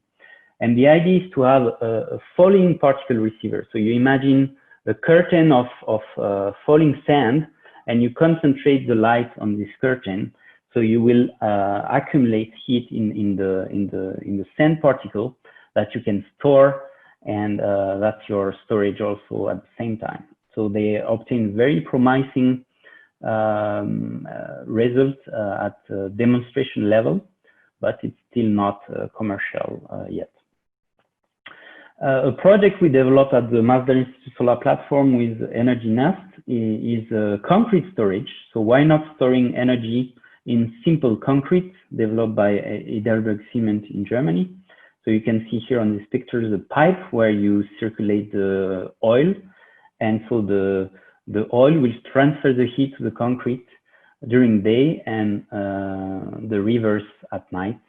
So it's a very simple way to store energy. Right now they are developing commercial projects, but mostly in waste heat recovery in industry, not so much in CSP, unfortunately. The last project I would like to show you, I'm really proud of. This was a collaboration with Professor Slocum at MIT. And that's the world's first direct absorption volumetric molten salt receiver / storage. So it's a little bit complicated, but I will try to explain you quickly.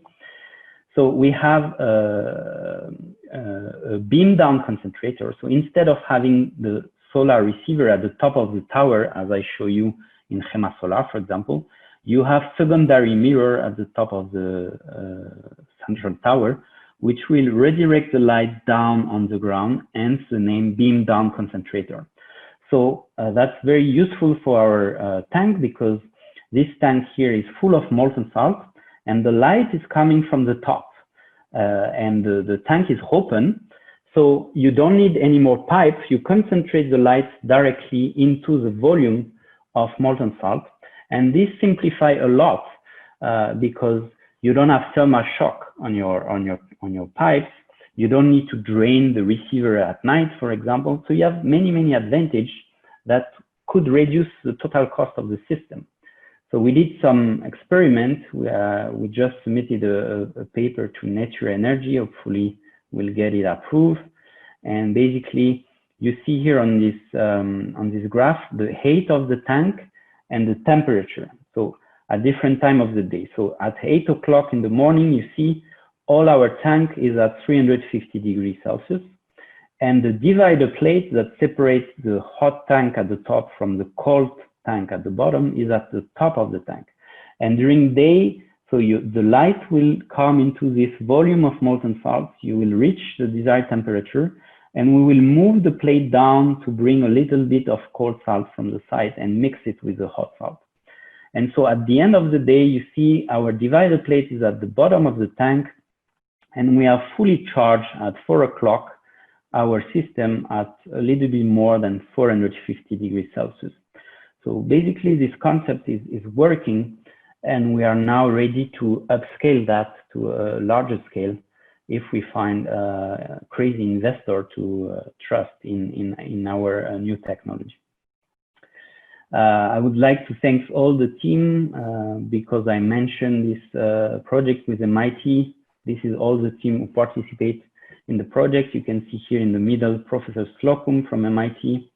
And finally, I would like to have a thought for Professor Tom Mackrell, who was part of this project and who unfortunately passed away in 2017, in the middle of the project.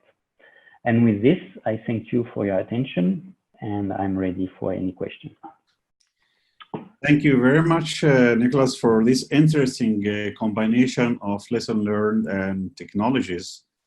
And we see actually these kind of technologies are very good for Egyptian environment as well. So hopefully we will learn from this, and then we can come up with something here in Egypt as well. So with this, we conclude the second presentation, and thank you again. And we'll have another break. Then we'll come back with our moderator, Professor Ahmed Al-Asi from Ain Shams University.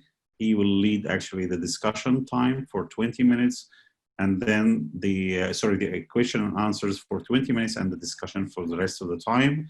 Please, if you would like to speak for a couple of minutes or so, raise your hand, and then we'll give you the mic to speak and ask our panelists. Thank you very much, and we go for a break.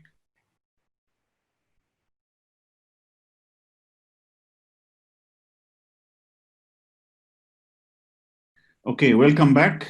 And now our moderator will start. Please, floor is yours. Of course, we enjoyed very, very much the very fruitful presentations from both Dr. Ahmed Ghanem, of course, and Dr. Calvert. I hope I'm spelling it right.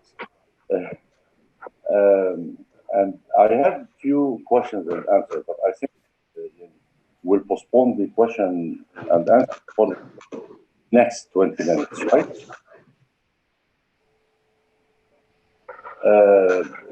Now, from the audience, we would like if someone waved the hand, because I don't have this. So can get into the in the by points raised by the audience, I believe. Right, Dina? Right. Currently, there aren't any hands raised for questions live. So if you would like to refer to the questions, oh, we do have one just right now from Dr. Adil Bashara. Please, please go ahead. Okay. Yeah, Dr. Adil raised the question of the discrepancy, let's say, between the title and the publishing date of Dr. Ghanem. And well, I believe the answer is very clear. I mean, the 2020 is the present time of the presentation, but this is based on a study published in 2015, but based on the value of the dollar in 2013. So there is no discrepancy. I see that the points are very, very clear. Unless Dr. Bashara like to add anything if I did not get it right. Okay, thank you very much, Doctor. In fact, what I was intending is not really, I just said to Dr. Ayman Abdulhamid that this is some remarks. If there is any clarification for that, I didn't intend to ask a question particularly for this point. So thank you that you have clarified the situation. Anyhow, even if it is 215 and 220, the situation is completely different rather than what has been shown. Anyway, in fact, I'm really very thankful to both of the representatives, but my question now is to Nicolas Calvé, if I pronounce it correctly, I'm not sure, and if he can, do you hear me? Hello? Yes, yeah, I hear you, yes. Okay, okay, thank you very much. Okay, Nicola, you have talked about the 13 gigawatt ramp problem in the evening, which would take almost for 3 hours. And you have said that why we are still talking about CSP until now, and you said that because CSP is a part of the solution of this ramp when we talk about the camel and the duck, right? Correct. Okay. So yeah. Yes. My question is, why should we couple CSP with thermal storage? Because CSP will aggravate the problem that will produce more power that we are trying to solve its problem by adding CSP. CSP coupled. Okay, let me finish my question, please. Yeah, but I got your question. Okay. I got it. Okay, but I did not finish. Okay, finish, but I got it. And you said that the CSP is coupled with thermal storage, and the thermal storage will help in solving this kind of ramp. In fact, I think if we take only thermal storage as a technology, so that would be a better solution rather than trying to couple CSP just to use CSP. So this is one question, and I can let you know that I am talking from experience because my master study was in a factory in Lyon in France, and I was modeling a sensible heat storage, thermal storage tank that was used because the electricity was very cheap by night from nuclear power plants there, and they were using it to store heat by night and you reuse it by day. So anyway, this is the same, exactly the same problem, but the vice versa. We are trying to solve the problem in the other way around. Anyway, so thermal storage could be a solution. My other point, I will let you answer both of them, was about hybridization notion in the Shams 1 station. When you said hybrid, we normally, this is a conventional term for hybridization between power from a source and another power from another source. But this is a booster, and you are writing it correctly, is a heating booster to superheat.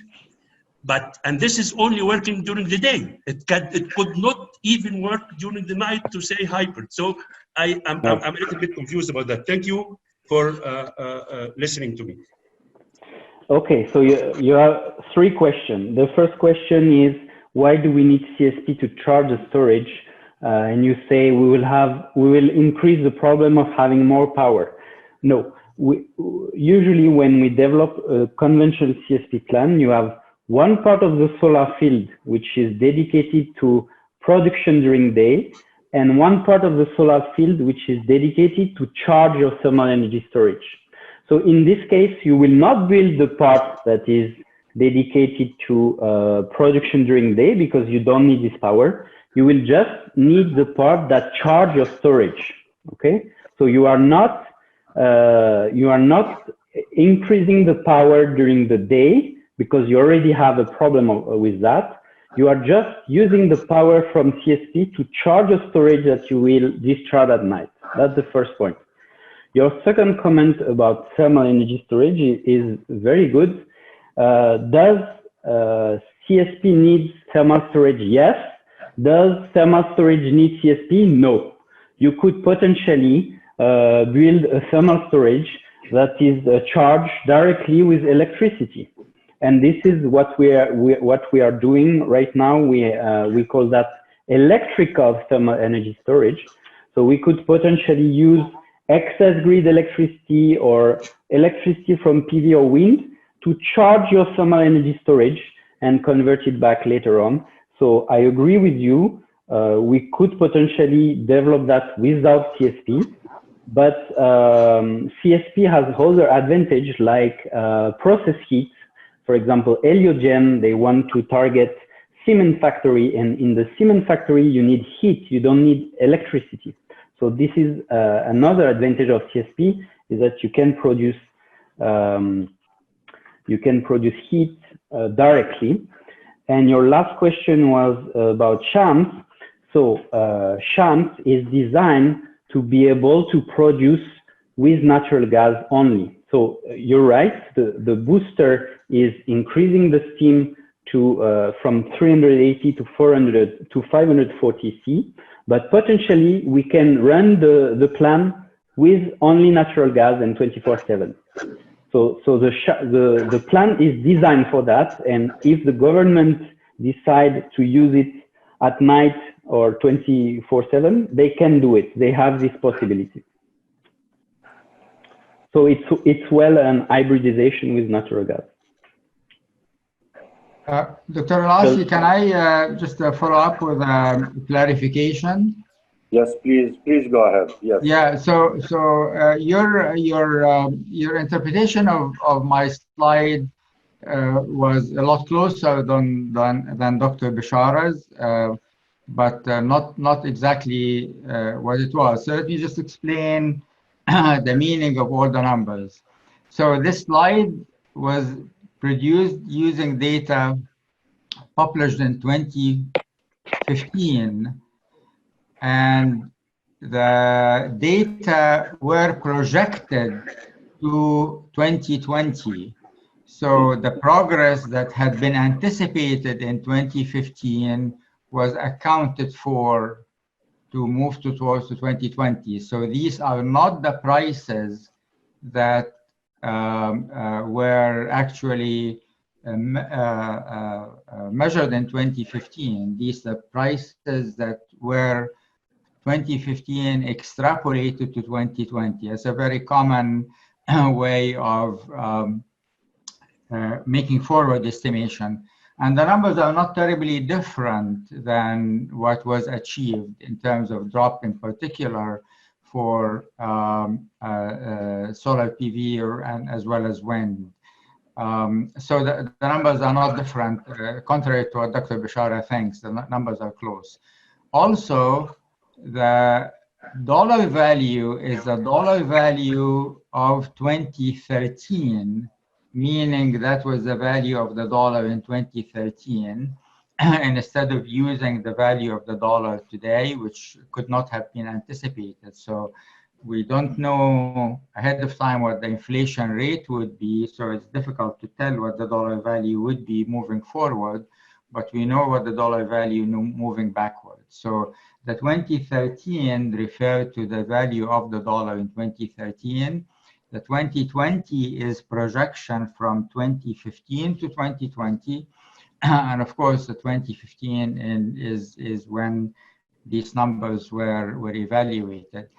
And the reason I'm using them, as I said, is while it was extrapolation, turns out not to be terribly different, at least in relative values, from what we have. Another point is, and just the following Nicholas's point with regard to hybridization. Hybridization is any time you introduce more than one type of energy, raw energy, into the plant, you're hybridizing the plant. That's very similar to what's done in Cryomat, where solar thermal energy is introduced at the level of the steam turbine. So again, you could run the Cryomat without any solar. You lose some of the fraction of the power produced by the steam turbine. But if you have access to the solar energy and the solar field is operating, then it introduces the thermal energy, the solar thermal energy at the steam level, not the gas turbine level. So hybridization is really a word very inclusive. Basically, anytime you have more than one source of raw energy in the plant, it's a hybrid plant.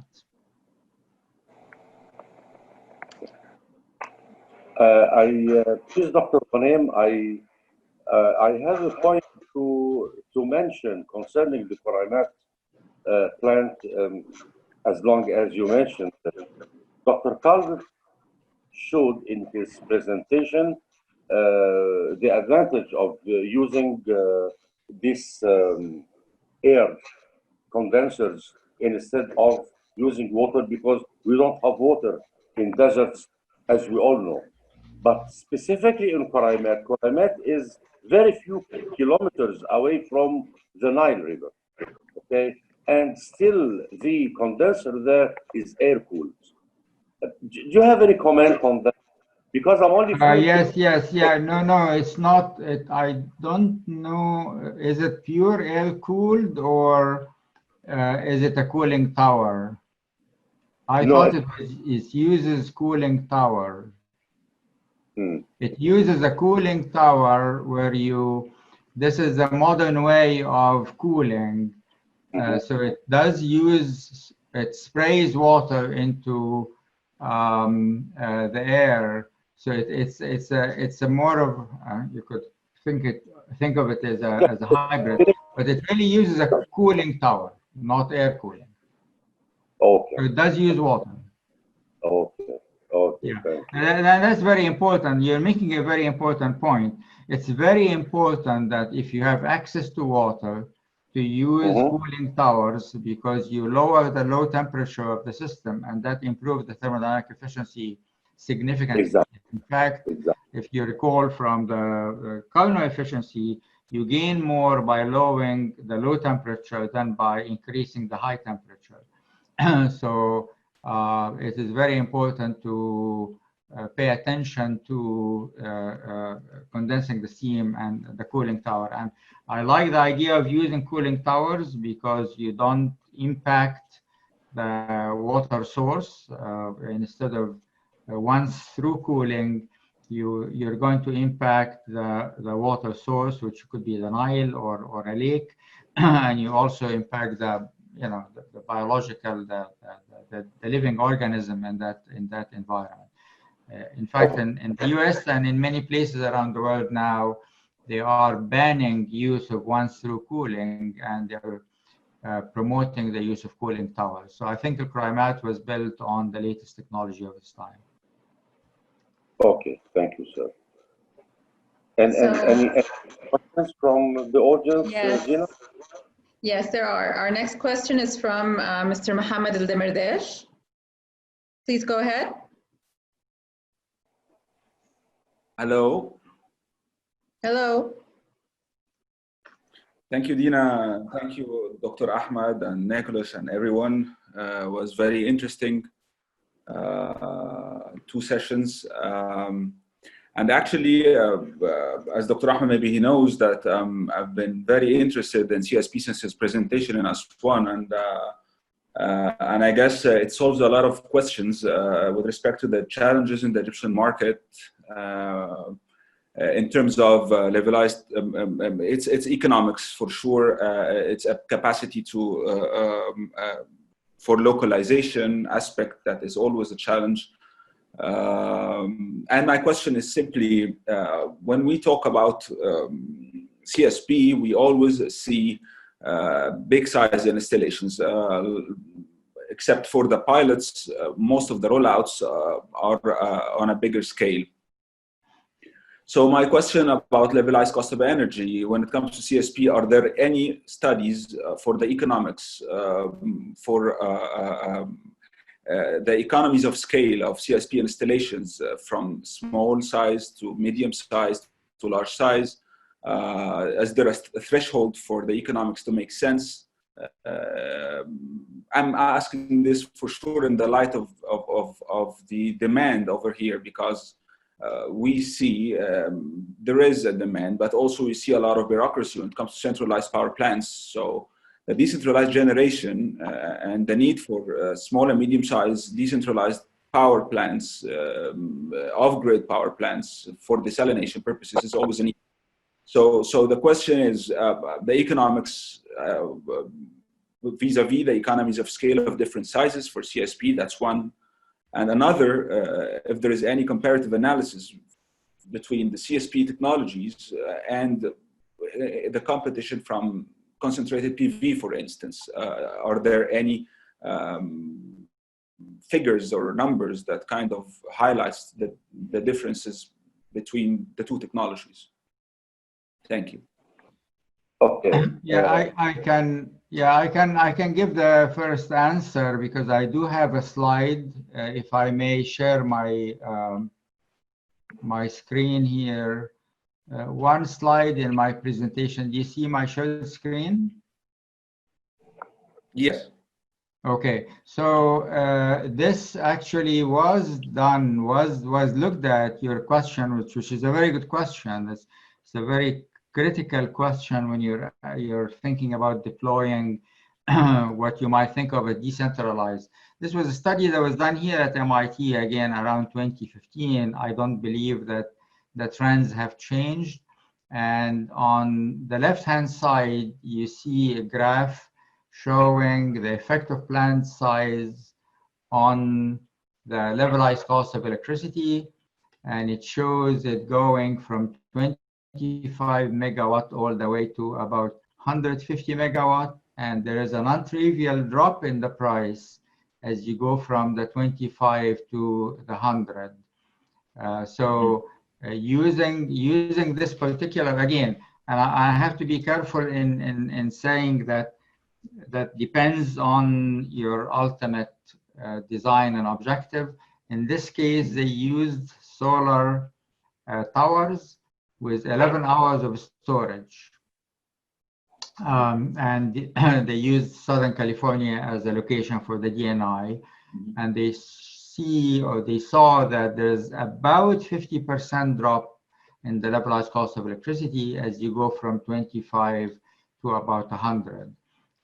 Between 100 and 200, the drop is very small. So I would say this is in the noise. So the answer to your question is yes, and it seems that the 100 megawatt to be the kind of the right size as far as reaching a good levelized cost of electricity, above which you don't gain much.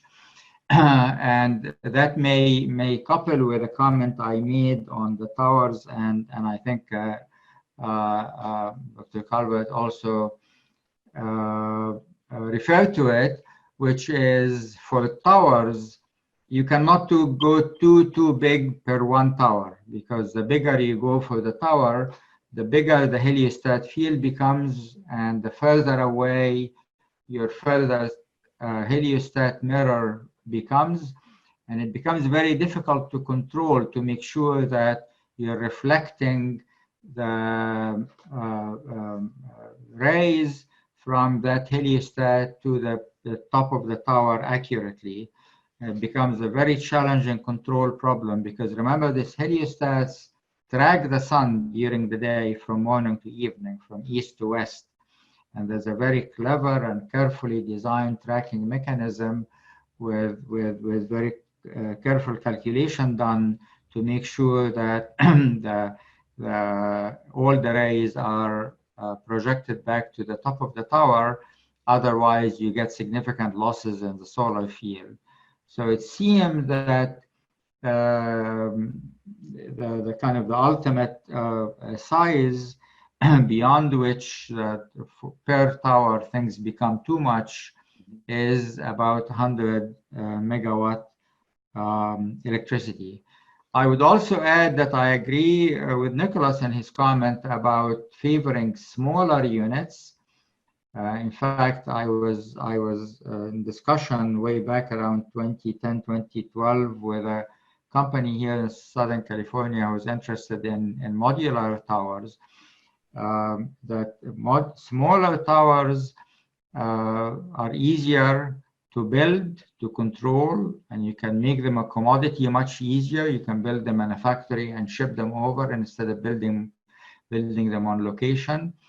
And ultimately, if you want to go for bigger, you can just simply use multiple.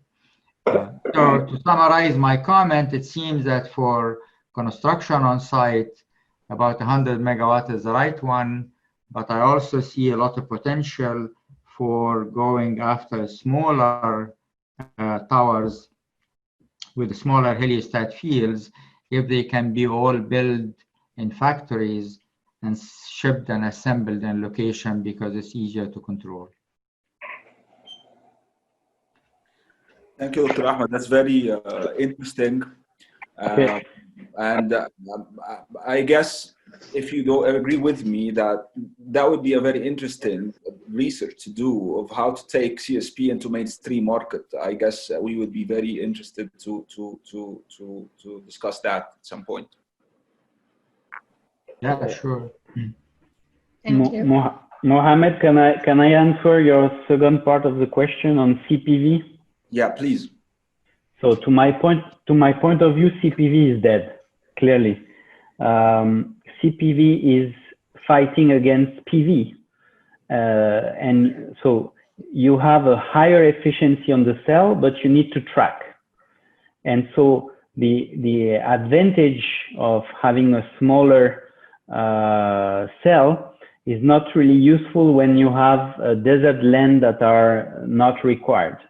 So basically you compete against solar farm, and so it's very difficult. So we had a project in Masdar, we had 7 different companies installing their CPV system, and right now 6 out of 7 went to bankrupt.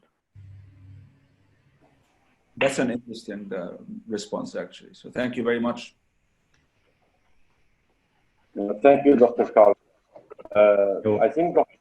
Hamid has a question. Please, Dr. Ahmed, go ahead. Thank you, Dr. Ahmed. Yes, do you hear me now? Yes. Yes, thank you.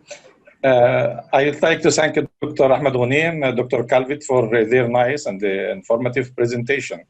I have already wrote my comment in the Q&A, but I want to discuss this issue, which is the hybridization again. The hybridization is not a new idea. It is already tested in thermal power station. We remember the era of using gas turbine as separate power stations and steam power plants as also separate station. When they are combined together, we have now the combined cycles, which has a higher efficiency. But from the economical point of view, I can say that if we upgrade the present stations, thermal power stations, by adding CSP, for example, from the solar side and PV, this may reduce the costs of preparing for grid connections, for example. Also may decrease the cost of installation, and maybe solve part of the challenge related to capacity factor. In this case, we may couple the thermal power stations and the solar systems together from the side of thermal and the photovoltaic, and reduce these different costs. How do you see this kind of or trend of upgrading for the recent power stations from the point of view of reduction of cost of the station at all? Thank you. Okay. So, Dr. Ahmed Ghanem, please. Yeah, sure. Yeah, that's a very, very important comment, Dr. Hamid. I'm very personally, I'm very supportive of hybridization. I believe that ultimately, maybe in 50 years from now, we will not be using as fossil fuels, or we may be using very little of them, but in the next 50 years, we'll still be using a lot of them. It's just simply that the infrastructure and energy infrastructure has been built around fossil fuels, and no matter how you try, there will be a transition, and the transition will last many decades. And one very good way to do the transition is exactly that, is to start with hybridization, in introducing solar thermal energy into either existing fossil power plants or newer fossil power plants like the COE-Mats or like Chams-1, as Dr. Calvert told us. That buys you many things. One, first of all, you tend to use off-the-shelf technology, so the extra cost is not prohibitive, and the economics and the cost are very important when you think about commodity like energy. You cannot ask people to all of a sudden absorb significant rise in energy cost without impacting their quality of life in a negative way. So you want this transition to be done in a way that will be economically and socially acceptable, but towards achieving the ultimate goals of reducing CO2 and improving the environmental conditions we live in. So hybridization is a way to gradually introduce solar energy into the system without introducing a significant perturbation in it. There are many ways of doing it, and that's a very good field of study. And again, if I may share my screen one more time just to show one slide I presented. That's a study we did in my lab about 10 years ago. Still ongoing, actually, but most of the results are shown. By the way, that study was done in collaboration with King Fahd University of Petroleums and Minerals in Saudi Arabia. And the essence of it was to look at multiple approaches for hybridization, either introducing the solar energy at the level of the gas turbine or the level of the steam turbine, or at the level of reforming the fuel. And as I mentioned in my talk, we found that the reforming option gives you the most flexibility, because it also gives you the option of storing the reformed syngas, the syngas you produce. And it also gives you the option of introducing the syngas at the gas turbine level, so that you always use a combined cycle. As you very well know, combined cycle is the highest efficiency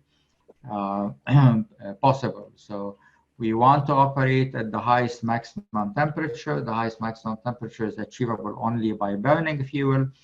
And if the fuel is in partly solar fuel, if the fuel was produced in part by the solar energy, it means that we are actually taking most advantage of the solar energy. We have done a more recent study. I'll be happy to send you the papers, with a group in Italy, one of the leading groups in energy in Italy, in the University of Milano, where we did exergy studies. We studied the kind of the energy utilization efficiency when you hybridize, and indeed demonstrated that solar reforming for operating combined cycles is the winner. Nevertheless, I would still say this is an area open for studies and open for experimentation to how to hybridize solar and gas in order to introduce solar energy. I should also add that I was part of a couple of studies here, both in the US and in Italy, of adding solar fields to existing power plants. So it doesn't have to be greenfield. It doesn't have to be a brand new plant. It just has to be a plant that has a power island. And the question is, how do you introduce more thermal energy into the power island? One of these plants operated, and the other one, after the study was done, they decided that wasn't economical for them, so they didn't use it. But that again, was a few years ago, so I don't know whether the same result will be achieved now. Thank you, Dr. Ahmed. Yeah.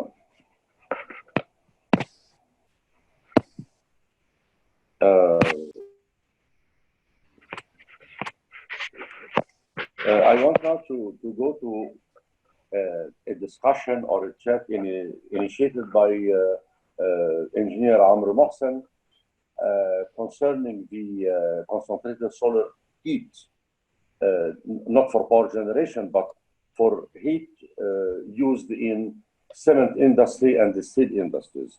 So, I mean, he is very well acquainted with that, and seemingly we don't have any problem concerning this. But what he misses, as he wrote, is the use of the concentrated solar power or solar heat in the chilling industry. I mean, in refrigeration and in desalination, of course. Well, the use of concentrated solar heat in desalination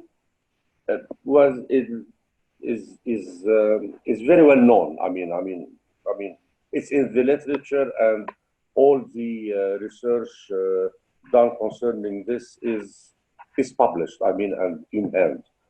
But the use for the concentrated heat in the chilling industry, I will take the liberty to discuss this point myself. Well, by chilling industry, we mean refrigeration in part and air conditioning into another part. Absorber chillers used in refrigerators is not, I don't see it much in use in large scale. Why? Yeah, because of economic issues and reliability issues. And well, I know a lot about this, but I will take the chance to talk about the chillers in the HVAC industry.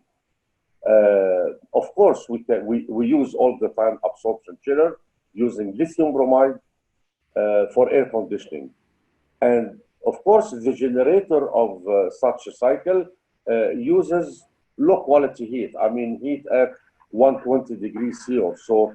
So this is very possible and make it very practical to use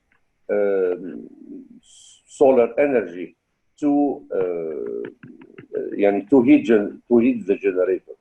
But the point is in the phase, the lag, the time lag between the two things. I have solar is peaking at noon, okay? But air conditioning loads are peaking always at, well, in Egypt, between 4 o'clock and 6 o'clock.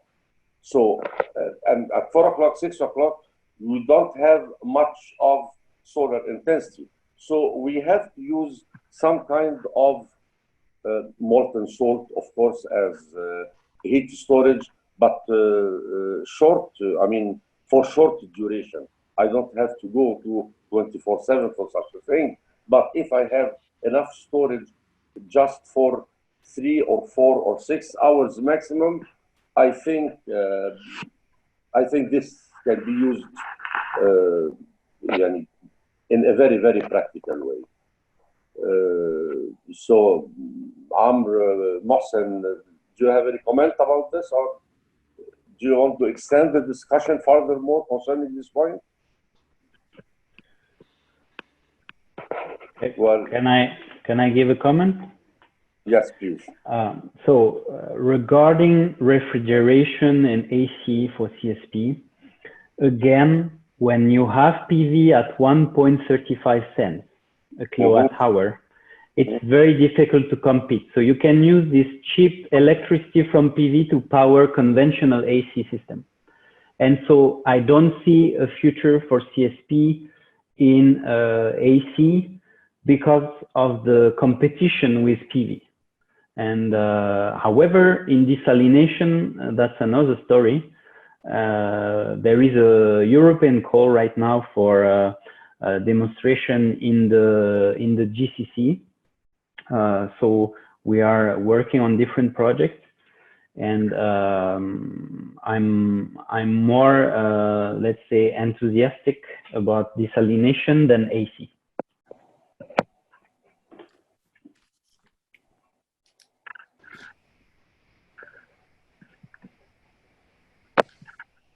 I don't know why the telephone for Dr. Calvet is muted. Yeah, your telephone is muted, Dr. Calvet. Yes. Yeah. I muted because I was done with my comment, so I muted. Okay. Okay. Okay. Well, I have a comment about this concerning what it was shown in the presentation of the last week. Concerning the cost of storage in molten salt compared to lithium batteries. I mean, the storage in lithium batteries cost us 10-fold more than the molten salt storage. So, well, again, the PV was $1.35 per kilowatt. I know it's very tempting, very attractive. But in the same time, the cost of storage for this electric power is very costly. So it really needs a study, an economic study, to balance these factors together. I believe so.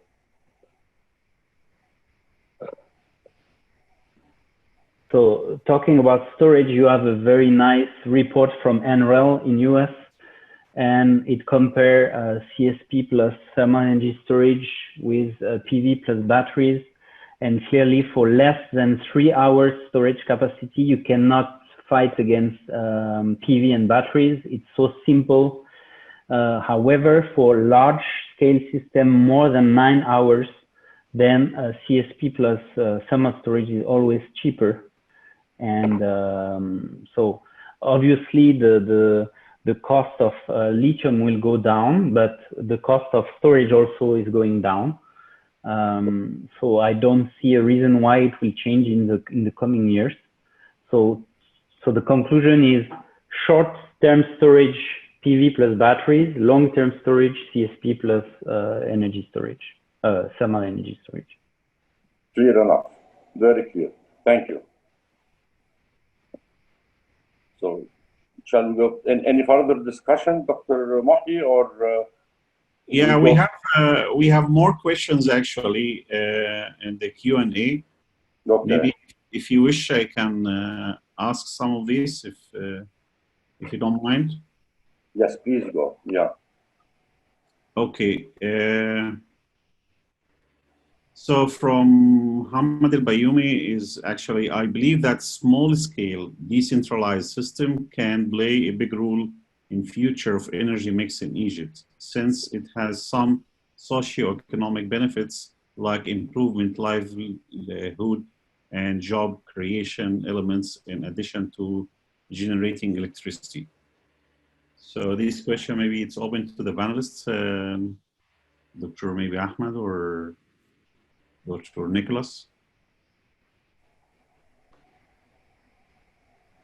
Well, again, decentralized system, it comes back to my previous comment.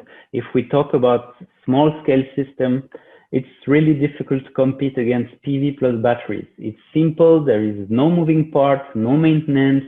You just have to change the battery every 5 years and your system is operational immediately.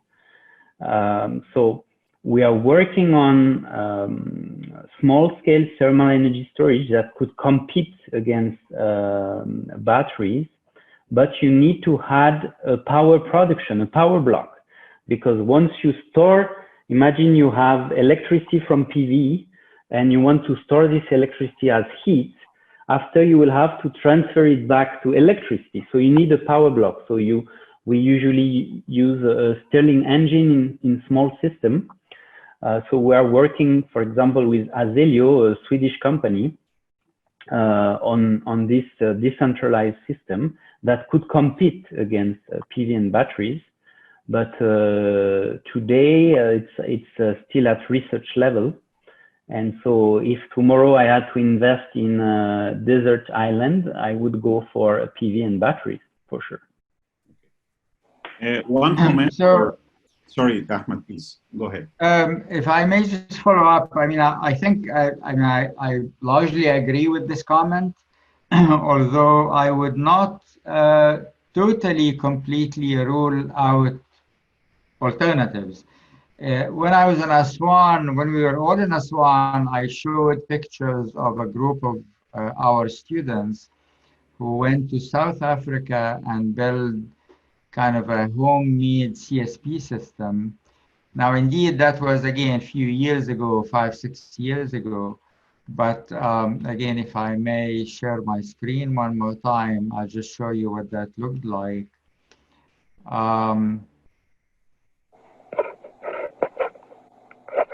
And again, I'm not necessarily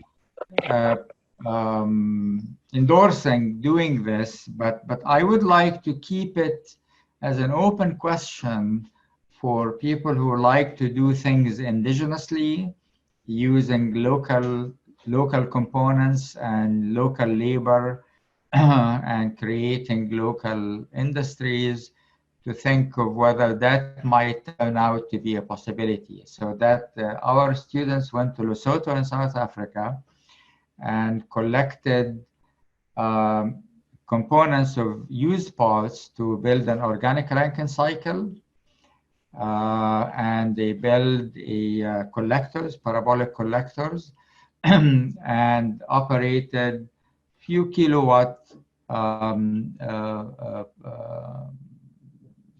CSP system, basically, using the organic Rankine cycle and the locally produced collectors.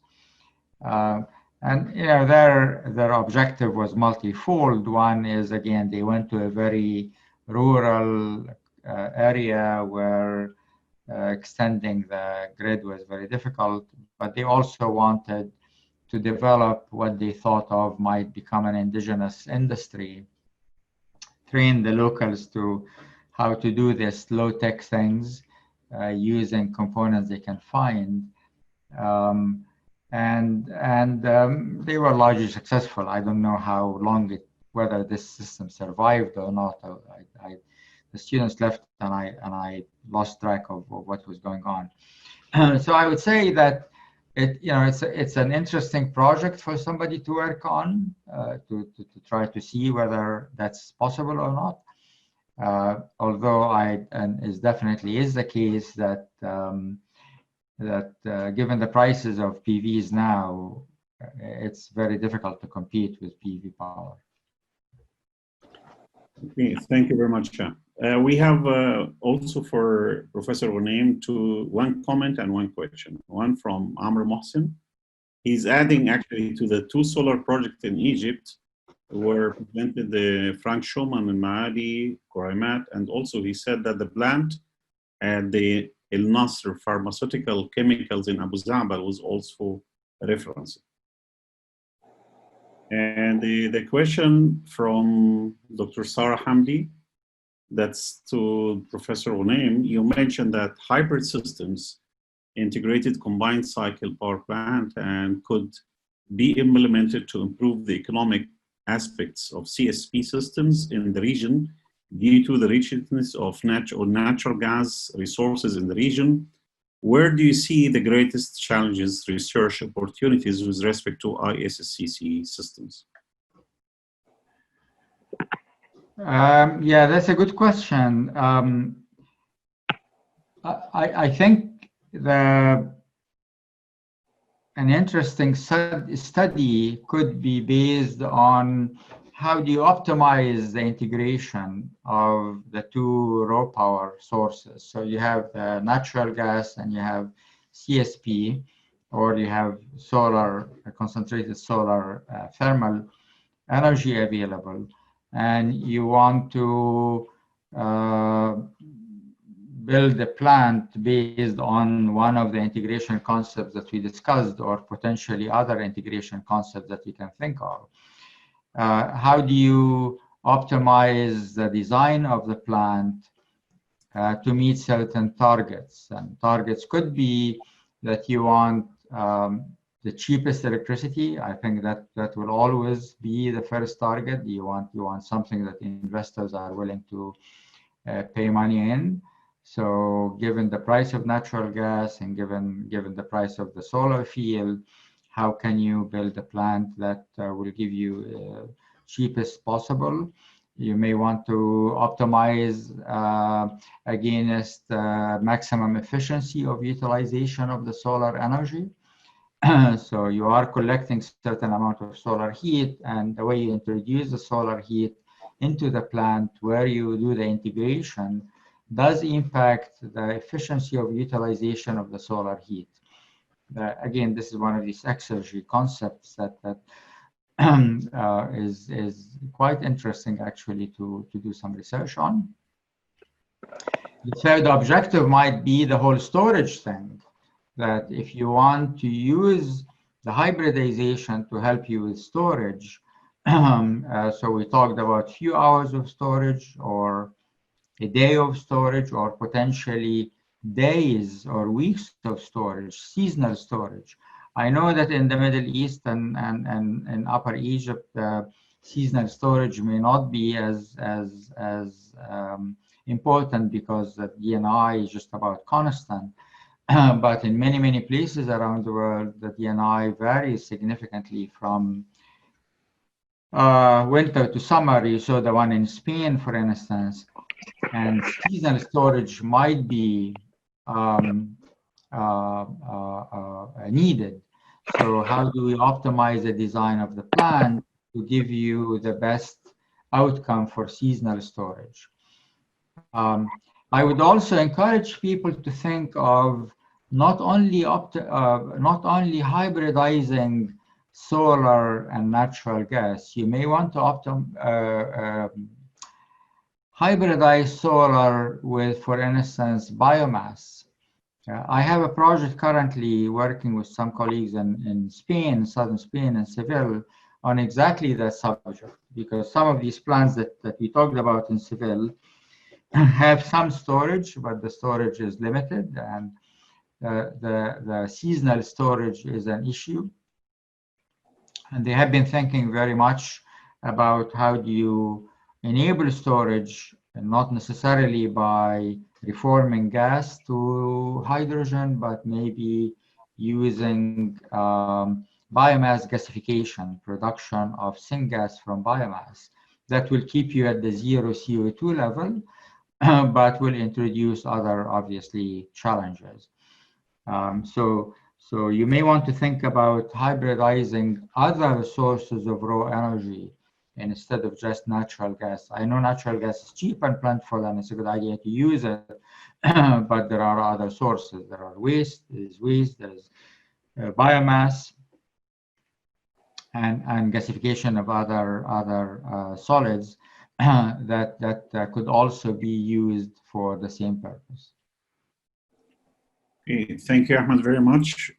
Actually, we have some more questions, but I will close with one last question from Professor Amr Banahawi. He's asking the panel about what could be the economic potential of solar cracking of heavy fuel oil. Maybe this Nicholas has an idea about any kind of this in the United Arab Emirates or in the Gulf area. I don't have numbers to give to you. However, there are more and more companies coming on proposing this kind of solar fuels. So it becomes, I guess, competitive if they start to create companies. I'm not at all in solar fuel. I have a colleague working on that at Mazda Institute. But it's a very interesting topic. The problem is we need to reach very high temperature, and so the only way to reach this high temperature is to use a power tower. And so this is the interest of projects like Heliogen or 24/7 is to see small scale tower that could be used for this kind of demonstration of solar fuel production. Thank you very much. I think now it's time for concluding and come up with some concluding remarks and recommendations. And Dr. Ahmed, do you have anything, or shall I start from my side? Dr. Ahmed last. Well, I think most of the questions came from people I know, Dr. Benhawi and Engineer Amr Mohsen and Dr. Ahmed Hamid. And I do recommend that we have more energetic cooperation considering these matters, because, well, I do believe that each one of us has its own strength in a certain points, and the collaboration we can come up with great results, I believe. Okay. So I think I like this last slide, Dr. Ahmed Ghanem, from your presentation. Maybe I will start with this as part of the recommendations and the outcomes of this meeting. So one thing it says that this CSP technology is compatible for the MENA region, which is really true. And the more we can work on in the MENA region in Egypt as well, will be, I think, will take us a way forward. Also, you said that it is scalable and compatible with central generation, which is true. Hybridization is a way forward, not only with natural gas, as you also mentioned, with some other resources, maybe biofuels and something like this kind of hybrid systems. And we said also when integrated with storage, thermal can be also economical. Especially in Egypt, we have, heated systems are required everywhere at small and large scale. And if we really count how many of these heat are used in Egypt, it's quite enormous amount of power. So if you can save power by using this solar energy for this kind of heating, that will reduce a lot of burden on the in the grid. So that's a very important track. Needs to benefit from commoditization and will benefit from renewable penetration. Thermochemical production of fuel is also promising and will benefit from progress in SCO2 cycles. Cost is an issue we discussed today as well. That's comparing cost of CSP and BV. And as Nicholas said, we should compare apple and apple, not just cost of BV and CSP. They are more complementing than actually competing each other. So if we have this combined CSP and BV, that also can reduce cost and more beneficial for the system. CSP for heat and water, generating water, especially in Egypt now, we are, as you all know, we have a problem with this River Nile. We don't have enough supply of water. In the future, we must think about alternatives, because our demand is maybe more than 85 billions of water, and what we have available from the River Nile is only 55. So we are below the threshold for water consumption per capita. So we really need some sources. We have Mediterranean, we have the Red Sea. We can use this technology on these two. That will be very helpful. Research is required in different areas for improving the technology of CSP storage. Actually, Nicholas presented so many systems which are very interested, and this can also be a way to think about doing similar system in Egypt. And I see that's actually all what we can get out of this. If anyone would like to add something else, in addition, of course, to what we have summarized from the previous session. Okay, if no more comments, no more additions. I'm really very happy with this very, very successful dialogue. And it was the first live online dialogue for us. And we did not expect that much actual attraction. And that means that in the future, we have to work even harder to make it better. Thank you very much for the Dr. Ahmed Ghunaim, for Dr. Nicholas, Dr. Ahmed Al-Asi, Dina, Dr. Ayman, and the rest of the group. Thank you, and see you inshallah next time in another meeting. Thank you. Thank you. Bye-bye. Thank you. Bye-bye.